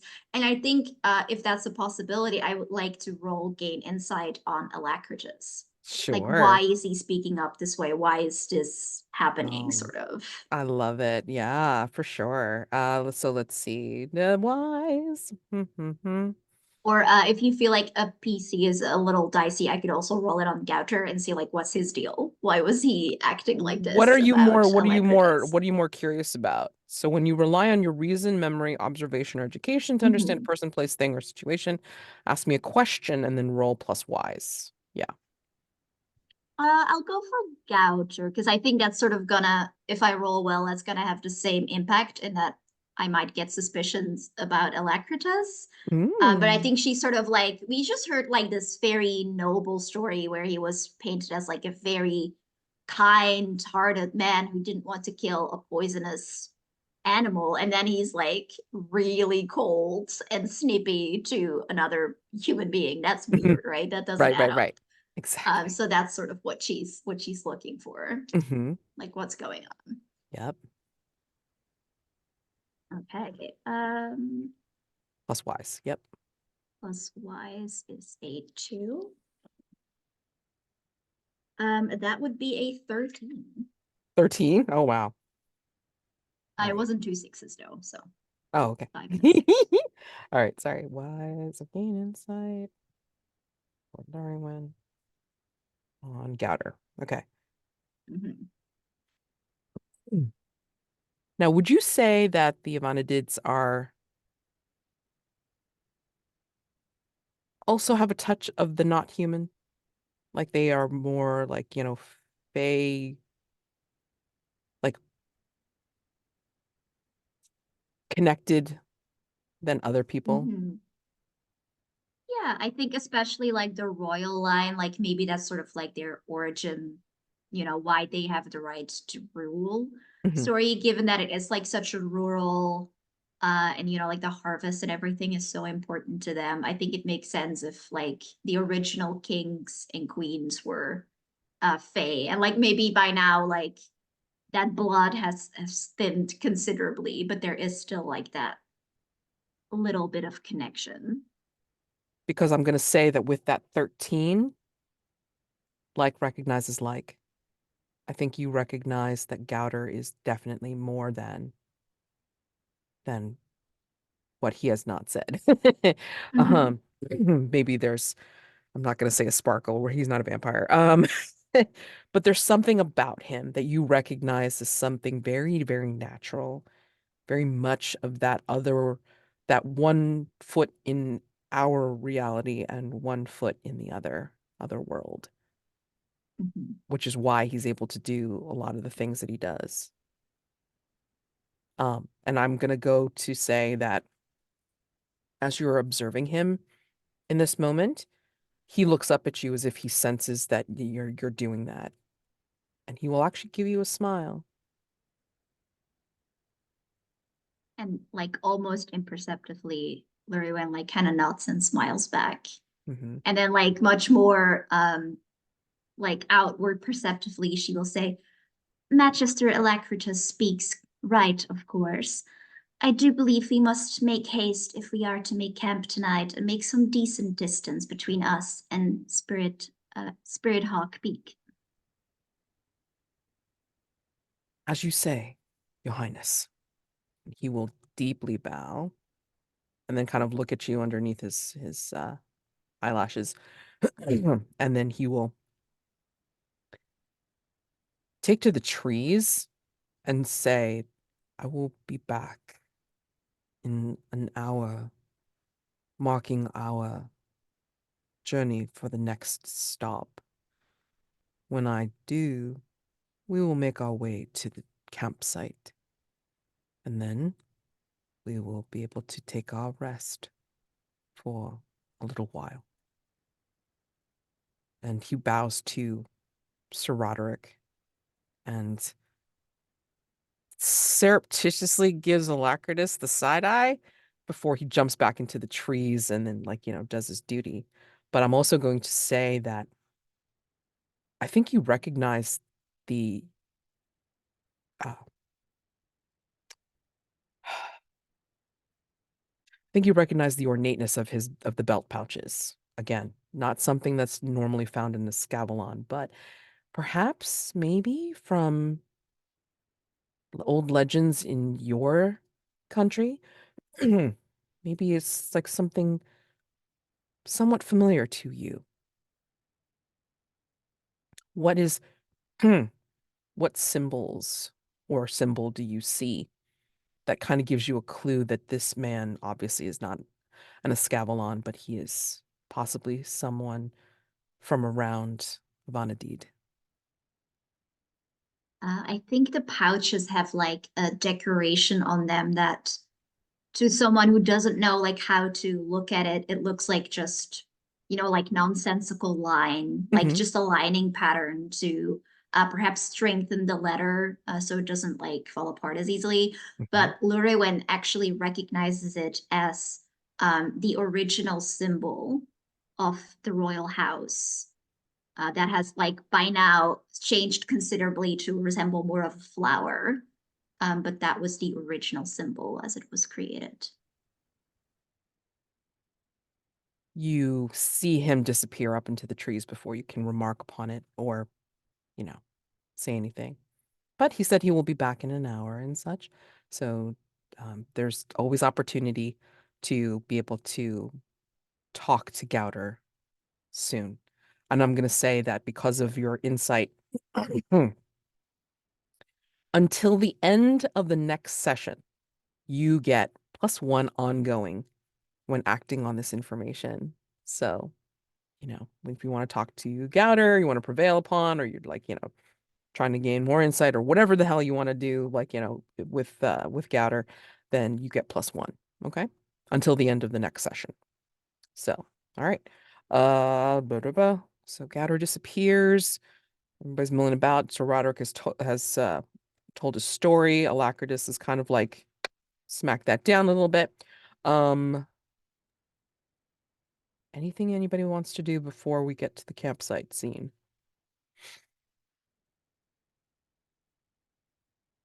Okay. Roderick, you look like you're like No. thinking about it. I think this is actually a better idea for the campsite scene. So Okay. once we All right. transition. Okay, cool. Okay, so time transition, fast forwarding over to the campsite. Yeah, Gauter has come back. Do we Yeah. need to roll make haste for that, or is that like a different? Is that only if like we have a time limit? Yeah, there's a time limit, like, if I'm gonna say, oh my God, you only have like, If you don't minutes to make get it to the by night, you're Oh screwed. yeah.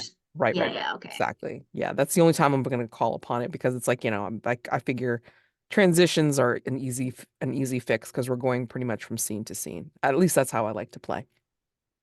So, So in mhm, in this intervening time, like everyone is fed and watered, and mhm, we start journeying towards Spirit Hawk Peak. And at the end of the day, we stop and make camp. So, yeah. exactly. Okay. So this will be a first like the first of a few stops, I'm sure. Let me, obviously the people going on this journey are not going to be able to like, completely ride hard all the way through. I mean, like unless you think Um, they do, but yeah. I feel like we have enough time that we're still on schedule and we can Oh, make it. yeah, exactly. And this will allow Perrin to also catch up because like he has to go like a little bit of a roundabout way from the monastery to what he expects to be the next rendezvous point or the what's the word? The planned out journey. Okay. Um, so this will give him a chance to catch up. Yeah. Uh, just out of curiosity, could we get like little vignettes? Because this is like the first scene that we'll get of everybody traveling, and I'm like interested to see like how are we approaching this oh yeah, journey? please. Like what do we see? Hmm. I want to say everyone's riding or on a horse, or if Lorian wants to be like in a carriage or something. But No, we're she's prob writing. She's okay. like very excited about it. Okay. So we're probably not on foot with the exceptions of like Gauter, who is ahead either up in a tree or uh like moving with his birds Hmm. way out front. I Yeah. want to say Sir Bart is probably riding in the rear, just being like rear guard, making sure that nothing and no one is going to be stupid enough to try anything. Yeah, and Uh, he's used to being rear guard as well, so he doesn't have a problem with that. yeah. Um, So the Escavalon like NPCs are very carefully like, okay, we're gonna make sure that nothing is approaching from front or rear. I think Roderick would stay closer to Llurywenn. Uh, and again, he has this guise of course, my lady, it's for your safety, you know. Of okay, we got to make sure that if something does happen, someone with a sword is close by, right. which Okay. is yeah. Because I think like, Garrison would be like, up ahead a little bit, like, kind of trying to follow Gauter and then like just like, with disbelief, like wondering like, how is he so far ahead? He's on foot, that sort of thing. Where's I love that Alacritus? Garrison just hates everybody. That's his personality. He I takes his love it. he takes his duty personally, and He's he also so hates Alacritus. So he's so cranky, and I love that for him and for us. It's so good. oh my God. This poor man like can only get along by doing his duty and nothing else. Oh my gosh. Where's Alacritus in this mess with Xena? Oh, you're muted. Muted. Yeah, so Alacritus during this journey is probably also on foot, um, which is probably slightly out of place, but but hopefully being a wizard lets him get away with it. But he's on foot, like feeding apples to his horse and like petting it. Oh my Like God. very like okay, this like old man is quite literally just walking along, talking to Patty and feeding the apples. I decided that his horse's name is Damocles. Okay. It is a male horse. Okay. And then Xena's like kind of chattering away and saying it's like, how did you do that, sir? Is this the hovering charm? Is this something where you are changing the way the time flows around your feet? Which is it? It's a mixture of good living and yes, a bit of magic. Yes, it's it's no hovering. It's just I've been able to infuse myself with spiritual energies to allow myself to move nimbly. Yes, it is. It is a very basic spell. It could be one of the things I teach you after all this is over. Yes. Uh, why not? Why not now? Oh, well, I suppose we can talk about the what you'll need to perform this sort of ritual. I, Um, I didn't see you not utilize any implements. I didn't see any spell ingredients. well. Of course I prepared this magic in preparation for our journey. So of course you didn't see it because I imbued it in my very boots prior to our journey. So an item charm. Yes, yes, I would let you wear them to demonstrate, but I'm afraid that our shoe sizes are quite different, and that makes it impossible, quite impossible for you to take advantage of this dabbling of magic. Hence But me I, being on the horse. Okay. yes, one day you will be able to use magic for both great and small things. My apprentice, So but this is much more a great thing, sir. I am eager to learn. yes, sometimes when you know magic as I do, it's hard to distinguish what should be considered great or small. It all seems much the same to me in my advanced age. But if you deem that it's the great feat of magic, then it likely is. Oh, indeed. So, uh, the soonest you can teach me that would be wonderful. Absolutely. Um, Absolutely. May I ask your opinion of something? oh, yes, certainly, sir. What do you think of Sir Roderick? Uh, seems like a responsible and uh dashing young knight, eager to do his duty for his prince and his kingdom. I feel much the same as you do. I his accomplishments speak for themselves, and I Yes. believe with the right nudge, he will accomplish much greater things. You do you think that there will be more dangers upon this journey, sir? Per- Perhaps, and if there are, he would be leading the charge. Yes. Yes, we must make sure that the princess is of the utmost importance and protected. Indeed, indeed. I, I think it would behoove us to make sure that he doesn't place himself in any unnecessary dangers or find himself in any situations that could be compromising. And I do wish only the best for him, but Wh- since my focus is so squarely on the princess, I could use your eyes to make sure that he is well during this journey. Should we encounter any dangerous beasts that even Sir Gauter cannot make docile, we will be depending almost entirely on him.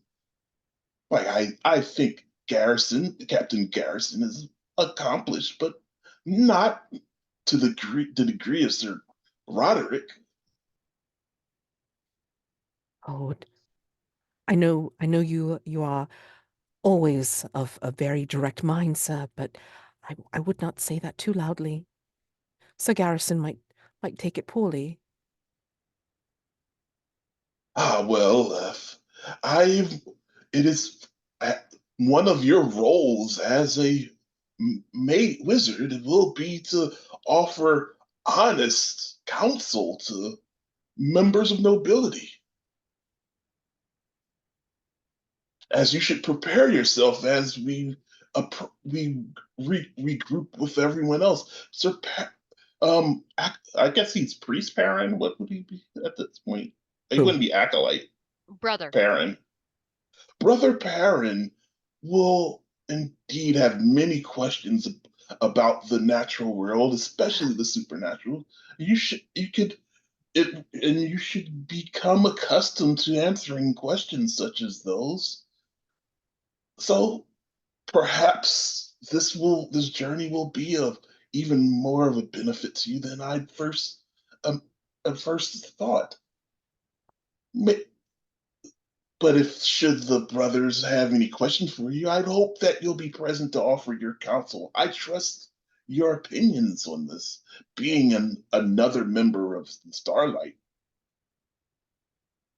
Yes, I'm honored that you trust that I will be able to give the correct and accurate information, sir. I can think of no one else I would trust more than myself, of course. Yes, certainly. But again, that you are allowing me to be your representative in case that you are indisposed. That is lovely. Um, Thank you. Not just myself, the entirety of our guild. Oh, uh, well, I can't accept that much responsibility. I mean, I'm merely an apprentice. I'm merely your Well, apprentice. of course, and I will be here to support you as befit of a proper master. Yes. So, Ah, do you need any more food or water? No, no, thank you. But it'd probably be good for you to develop a rapport with Sir Roderick and Baron.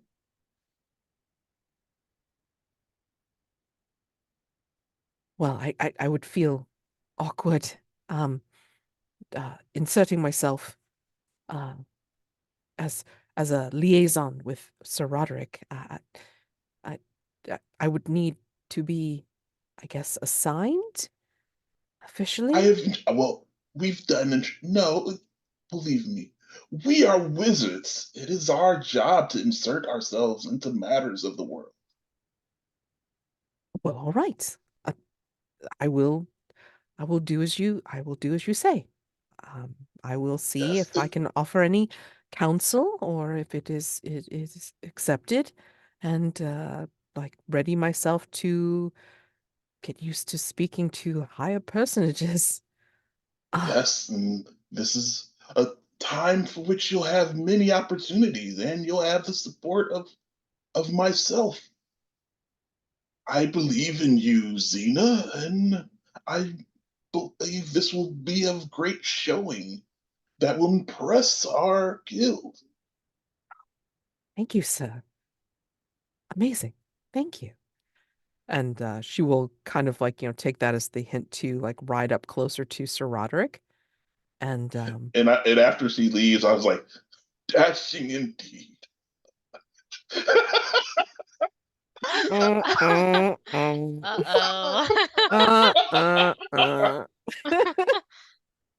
Oh man.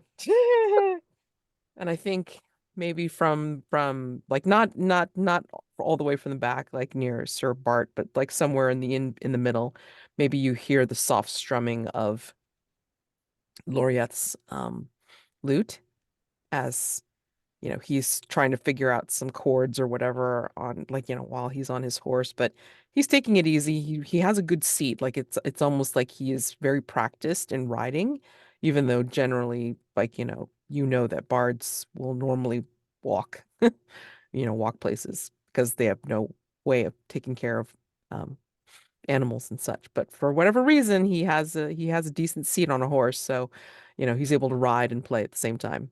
So I told you, polycule.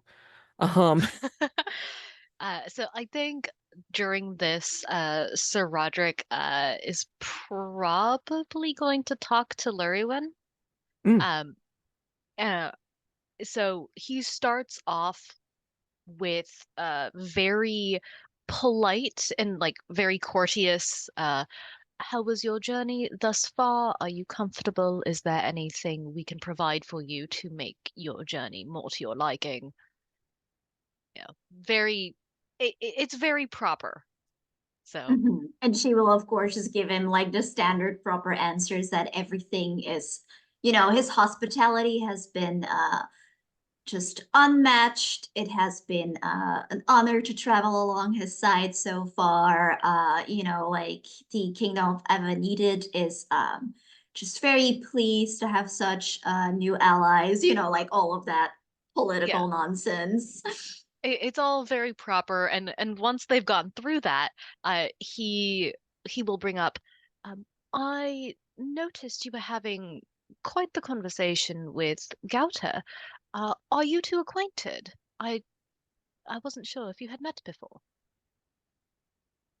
This is at the campfire, right? Or where are we talking right now? Is it like during the journey or? Yeah, this would be during the journey, I Okay, think. yeah, in that case, I think she kind of like looks around and sees that people could hear, and she says, um, I was merely being polite. I do not believe we have met before, Yeah. but your story certainly endeared him to me. Of course. He is he's quite remarkable. I've never met another man with his skill set. You can be assured that with him as lookout, no harm will befall you. Uh, it's Roderick doesn't say anything, but you can tell there's like he caught something. You realized something, and Roderick failed to realize the same thing about Gauter earlier this day. He's like, you know something. What is wrong with this man? He doesn't say any of it, but it's very much this uh well, uh if if you should find yourself with uh some time to reminisce about I guess times long by. I would love to converse with you further when we are not on the road. Certainly. Perhaps I have been curious what your brother is like now. I suppose I must learn much about him if I am to be a proper bride. Of course, of course. Archode is you must understand, he bears a lot of responsibility and he takes his duty very seriously. It tends to make him, and Roderick kind of stumbles. He wants to present his brother in the best light, but he also understands that his brother is a pretty stern man. It's not that he's cold, it's just that he doesn't open up very well. So he says, Archode is polite, he is kind, and I think with those whom he trusts, he can be warm. But he has found the weight of his responsibilities to weigh rather heavily on him. Hopefully, with you by his side, it will ease some of his burden. I think Llurywenn um like looks up at the treetops, almost as if she might be looking for Gauter, or she's just like, looking at all these new trees and like this journey, but mostly she's just not looking at Roderick. As she says, I understand very well what the burdens of duty might do to one. I assure you, however your brother wishes to express this, I shall not hold it against him. He is a lucky man indeed to have someone so understanding to be at his side. Such is my duty, Sir Roderick. Of course, Your Highness. And just like inclines his head. And uh, I think Roderick is going to continue to ride kind of parallel to Llurywenn as they continue down the road, if she's okay with that. Um, Not saying much of import, but probably having small conversations about their environment and the differences between the local like scenery here in Escavalon. I don't think Roderick has ever been to Avanyddyd, so it's mostly like talking to Llurywenn about, oh, and you might see such and such fauna, or oh, I can't wait to show you such and such back in the capital. Small conversation Mhm. like that. Yeah, I think at one point she like very excitedly points out a deer to you that's, like in the forest, and she's like, "Oh my God, it's so cute." Yeah.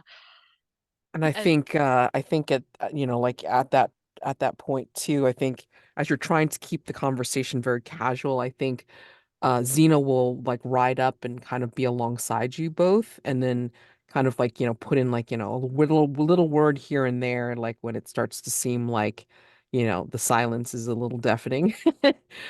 Just kind of like chattering away as she will. Not that she's trying to insinuate in your conversation, but then like, the curious things that you're talking about Scavalon, she's listening in and then maybe making like slight comments of like, how it is in like possibly Avanyddyd for certain things. Um, but yeah, she's kind of like a yeah, I think Roderick would probably take note of her presence, like, Mhm. oh, uh, Xena, I wasn't expecting you. Did Magister Alacritus require something? No, he said that as I respect your duty to protect the princess, I would make myself available in case you needed more arcane support. Like eyebrow raise. Oh, I see. Well, um, more security for the princess is appreciated, though I must inquire, seeing as you are still an apprentice, uh, have you the skill to protect the princess? Would it be better if Magister Alacritus were here himself? Does he believe the arcane threat to be of such magnitude? My skills are in sensing potential dangers in advance of their actually happening. So I feel that that would be a good way of protecting the princess. Um, Magister Alacritus seemed to have confidence in my ability, and he would show me. He said he would show me more of the offensive magics as we went further in our journey. But forewarned is forearmed, I believe. I concur. Given that your skill seems to be in early detection of threats, would you like to take a place up front with Gauter and Garrison to keep an eye on scouting ahead? That way, if something were to come up, we would have the greatest possible reaction time. That does make more sense, yes. Um, and I'm gonna, out of character, battle is more for if there's a high stakes contest of power, speed, Mm. intelligence, or influence. So not Because quite it battle seems with like this this. might be an influence one where Roderick Yeah, is trying to get her to do something that she was by the manager's told like not to do. right. Or So it might be basically prevail prevailing upon. upon. Yeah, Yeah, yeah, Yeah. prevailing okay. upon for Okay. sure. Mhm. Okay. Because it seemed like a little tense. That's why I was like, Yeah, is yeah, this that's Yeah. fine. Yeah, no, Well, that's great. Roderick is also like, wait a minute, you're an apprentice. What are you like? please? What are you doing here? Also, socially, like Roderick considers himself of a level to be talking with Llurywenn, like uh essentially unchaperoned. But it's like you're an apprentice. We're not directly under attack. What the hell? Sure, I prevail love it. upon, I love please. it. All I right. love it. Give them a reason to cooperate and then roll plus courteous. Yeah. So reason being, okay, she says she's good at early detection, so maybe go up front with the scouts. Okay. All right. Yeah. All right, here we go. Roll plus courteous. Mm-hmm. Oh, 12. Oh, nice. Okay. So yes, she considers that quite reasonable, and she will follow your direction because she thinks it makes sense too, and then she will, like, proceed to ride up forward to be next to Garrison and try to cheer up his day. Which should be interesting considering it's like she's more garrulous but like more friendly than Alacritus, who just seems full of full of himself. She at least is more humble and just more chatty. So we'll see how that goes with Garrison. Yeah. And I'm perfectly happy if anybody wants to ship anything. So I mean, if you have any plans, go for it. Just let me know. I mean, like, we'll see how these NPCs work out, whatever. I have to put in my 2 cents that Roderick's only got eyes for Llurywenn. So it's Sure. like Xena seems nice, but also he ain't interested. Of course. No, no, no, I get it. I get it. I mean, like, but I'm, whatever. Yeah, yeah. Like, 'cause if anybody thinks that Garrison needs to have a better day, who knows? Whatever. So Can I'm I cool with ship that. Garrison with Gauter? What? Well, no, because remember, Gauter like is concerned about Humphrey. Humphrey. Yeah. Yeah, Yeah. there was that moment. Uh, He can be Polly. That's fine. Oh, that's true too. because Well, the two of them will bond over they know there's something wrong with Alacritus. That's true. Oh, get the two of them talking. I'm not talking to myself. I'm just saying, you know, we'll have a narrative scene of like, maybe the two of them kind of like talking to each other and then both of them like looking at Alacritus and going, Yeah, they both know something's up. Okay, it doesn't have to be a romance ship, but like I want to have that happening in the a little, background. yeah, sure. No, I like that. That's great. Oh, yeah, whenever you want to like plug that in. It's like, oh my God. Yeah. Okay. So given the time, I want to leave time enough for stars and wishes. So let's say that, as we're wrapping up and everybody's having conversations, going through, I think, Gauter has led you all to the campsite for the night. And then for next session, that's when we're going to like, go into the campsite scene, campfire, all this kind of stuff, and then see what happens at nighttime. Because I guarantee you it will not be peaceful. So, but I'll let you have conversations first. It's okay. Alrighty. So, stars, anything that you enjoy about the game, gameplay, role play, each other, and then wishes, what you'd like to see for next time or for the future sessions and such. Okay. I'll go last. Yeah, I can go. Stars, Noctua, I really loved your reasoning for Roderick, like kind of being a little tense with Xena. I love that he like takes the social status so seriously. Like that's not what I had expected, but I loved seeing that side of him because it like does make a whole lot of sense. Is like his duty is so important. It makes sense that he expects that to be the same for other people, and he doesn't appreciate when people are like, inserting themselves in social classes or matters that they shouldn't be. And also kind of like how you brought it back to like, this is an apprentice. She's not going to be good enough to protect Llurywenn, right? I thought that was very fun. I loved the scene of them meeting. That was very cute. Just like the exact through the roof pining that we expect for the champion and the Liege. That was really, really fun. And I think it's so funny that he's like, something's up with this dude, but I don't know what. Like, I kind of hope it like lasts a few sessions with Roderick just like getting more and more frustrated. We're just like, something is wrong, and everybody knows except me. Like, it's just like a disarmingly charming side of him where he's like really trying, but like all the supernatural magic stuff is so out of his league. He doesn't know what to do with it. It's like a very I love how many sides of it we've already seen in like such a short period of time, which is always super fun when there's like all these different aspects to play with. For Jonn, um, I really like Electra's like Riesling just giving Xena like all these tasks. And I think it's really funny how you like it makes so much sense, but how you basically were like, wouldn't it be so great if the one person who actually knows Alacritus does not talk to me? Would that not just be the greatest plan in the world? I thought that was really fun. And I like how it feels like Riesling is both like very sincere, like how you said, like he wants people to, just love whoever they love, but he feels like he needs to be this scheming, pawns on the chessboard kind of person. So he is also trying to be that. And I think that that's very interesting to me, like what you're going to do with that and how that's going to develop.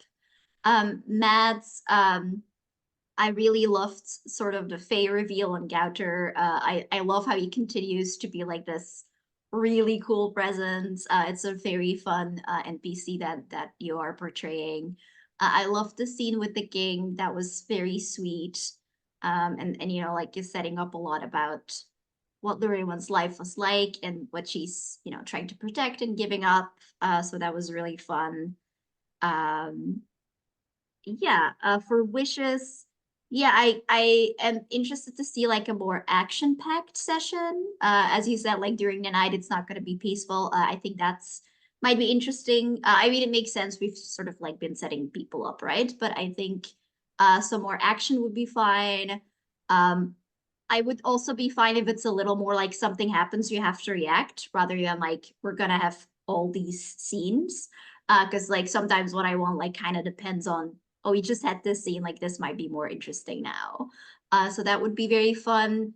And mechanically, I would like to see like more of the moves in play and how they interact, because on the mechanics part, I'm like a little bit, it feels a little bit stiff for me. Like I'm not yet sure like when to use what moves or like what the possibilities are. So I'm very interested to also see like how, you know, and your heartbreak and destiny, like how that starts to build up and spiral and interact.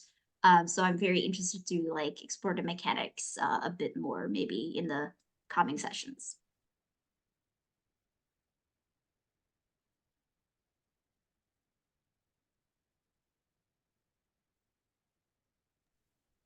Okay, I can go. Uh, so, oh, this was so good.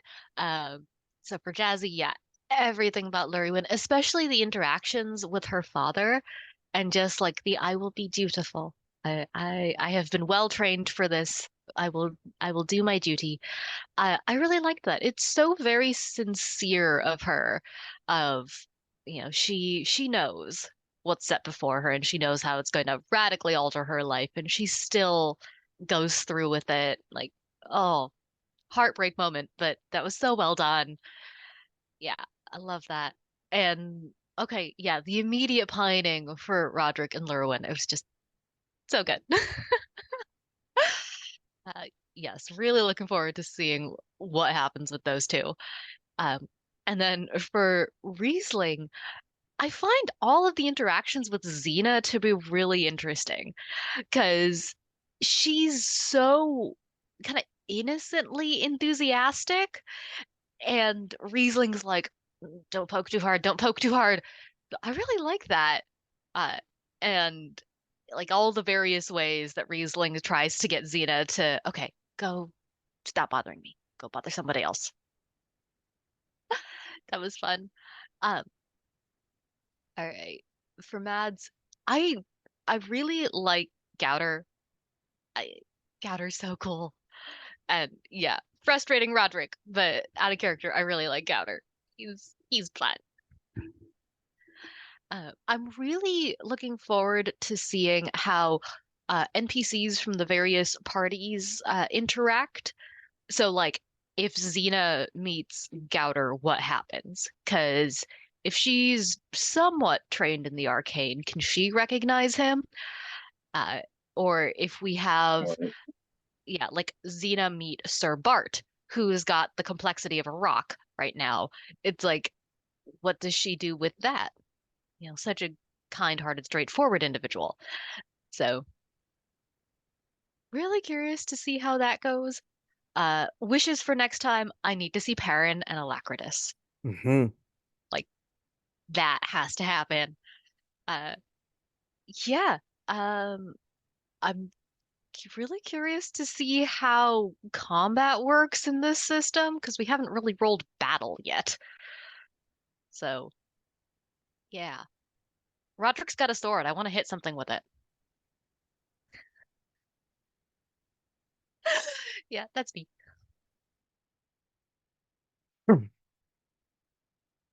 You're on mute. There you go. Yeah, so let's see, stars. Like I am loving the butting heads with Garrison and Alacritus. That seems to be like that's like a simmering problem. And it's like Alacritus is not helping the situation. It's definitely antagonizing Garrison. um, I like I'm really liking the interactions between Sir Roderick and Princess Llurywenn.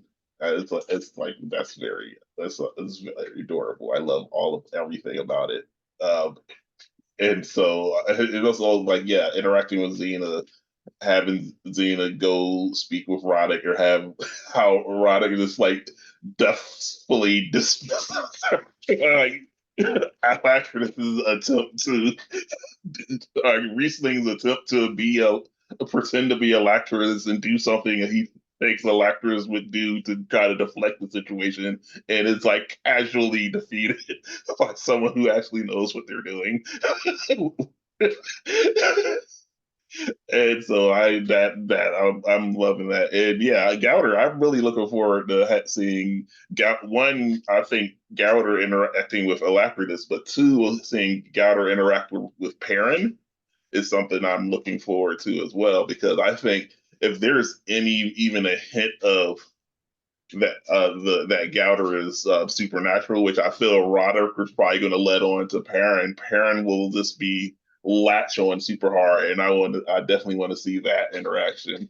Um, I also kind of want to see the interaction between Llurywenn and Perrin, because that's the one conversation I feel like I don't have any idea how that will go, and so I'm like really interested in seeing that.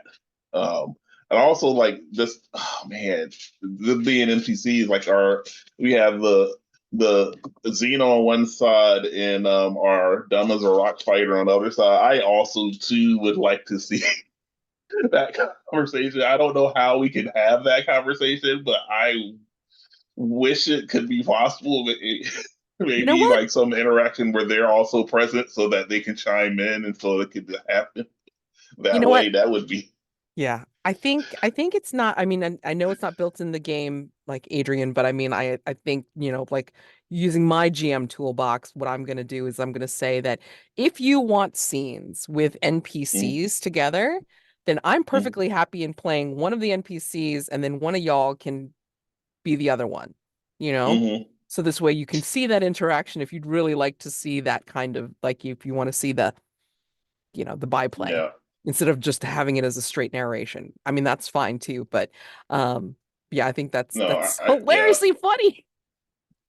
I think this if someone is having a conversation with one of them while the other one's present, I can just only imagine the expressions, that like it. Man, like I just imagine like if like Xena's present while the conversation is happening, and just seeing the like expressions on her face, like who is this guy? I think that would be more than enough. This any like I fight. It's just like what? So yeah, but my wishes are I do want to see a battle, because battle means that there's going to be interesting critters running around, which I am all for. Hmm. Um, but those other conversations, those are also wishes. So yeah, I'm look forward to using more magic to, or having situations to use more magic. Yeah, I think at some point Xena is going to have to corner Alacritus into actually having teaching her something, and him have to like, because he's like he can use magic, he's just not master Alacritus level magic. So but fortunately, since he's a apprentice, he'll hopefully be able to putter through it in a convincing enough manner to be able to get through it. But that awkward situation would be amazing. Okay, cool. Yeah. So all the stars, my gosh. The awkwardness, the tension, the romantic tension, my God, I'm all here for it. And it was just lovely to see. I just think Llurywenn is so incredibly darling and just she's torn. She just feels I feel that that tension between like, doing duty, but then having like these feelings that, oh, I can't have these feelings because it's like, that's not following my duty, and then just gonna having conflicting interests slash emotions. So that's very cool. Roderick, getting bowled over by seeing Lurwin again is just like, that was like such an incredible scene. I loved it. Oh my gosh. Um, but also too, like, like having in the back of his head like this thing of like, what the hell's with Gauter? You know what I mean? It's like that little touch of himbo in him, or whatever. I don't know what it is. And then with Alacritus or Riesling, I should say, I think it's funny that he has to be on his guard at all times. But he continually like puffs himself out like as Alacritus, and it's like, as myself and me, Magister Alacritus, like as if he has to keep reminding himself this is who he is for right now. And like I can't wait to see when there's going to be a problem with um you know uh, like trying to keep up the facade. What if you forget? Like, what if something happens that makes you lose your composure, and then like somebody's gonna see it. I mean, I want to see that. I want to see, like, at some point Riesling dropping the facade to someone, and then even if like, if, like maybe perhaps confiding in them, like, and going like, all right, here's the deal. I mean, like, this is me. This is actually me. I don't know what happened with Magister Alacritus, or like, try to come up with something, and then just at least having the comfort of knowing, oh, well, I mean, at least somebody knows. So seeing how that all plays out. And speaking of playing out, I forgot to do some end of session stuff. So go through your stuff, mark XP as follows. If you've battled, which nobody did, but if you have endured heartbreak, mark 1 XP. All right. If you have marked a dilemma in this particular session, go ahead and unmark it. But Llurywenn, you still have that, I think, that ongoing hold over Gauter, or ongoing +1 for anything that you want to do to work on the information that you have. Okay. Update bonds as necessary, like if you feel like anything has shifted, and then rewrite your dilemmas as desired. So you are able to rewrite any dilemmas if you think that there are more pressing ones in the beginning of a session and at the end of a session. So, whatever you think will help you with +1s or whatever for exerting heart. Okay. And then just be reminded that under the rules, you can mark destiny at any point to, let's see,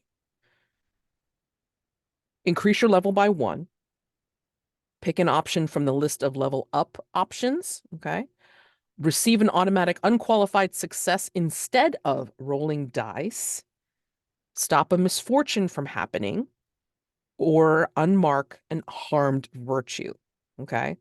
So, I mean, like that's the other way of being able to cure the -1s on any of the virtues. So you can fulfill destiny, or you can get healed and comforted by somebody, But yeah, those are the things that you can do with destiny. So not that I'm saying it's bad to have 15s and 16s on those endure heartbreak moves, but if you need to do any of these things for fulfill destiny, please do them. So this way it's like you can utilize them and then see exactly how your destiny affects your rolls for later on when things get a little bit more difficult. So yes, I want to see more moves in here. Sorry if I'm still trying to get used to how things are placed. So like it was a little bit different from the last time I played this or I ran this. And so it's like yeah, I got to figure out like where things come up. And then like, like read up on the action scenes part on the rules tab, because that will like determine like how we are like, doing order of operation for the action scenes. Okay. And then with that, I think that is it for now. We will have Alex back next time for next session. And then we will get Perrin back in there and then see about doing all of this stuff, or maybe only some of the stuff, and then get right into the, oh my God, Llurywen's in danger, because that's what I want to see for definite sure. Alrighty. It'll be so good. It's It'll gonna be be so great. good. Woo! So much fun. Oh my God. Happy gaming for the rest of the week, and I will see you guys next time. Alrighty. Thank you guys so Alright. much. Have a great Thank you for weekend. running. Bye.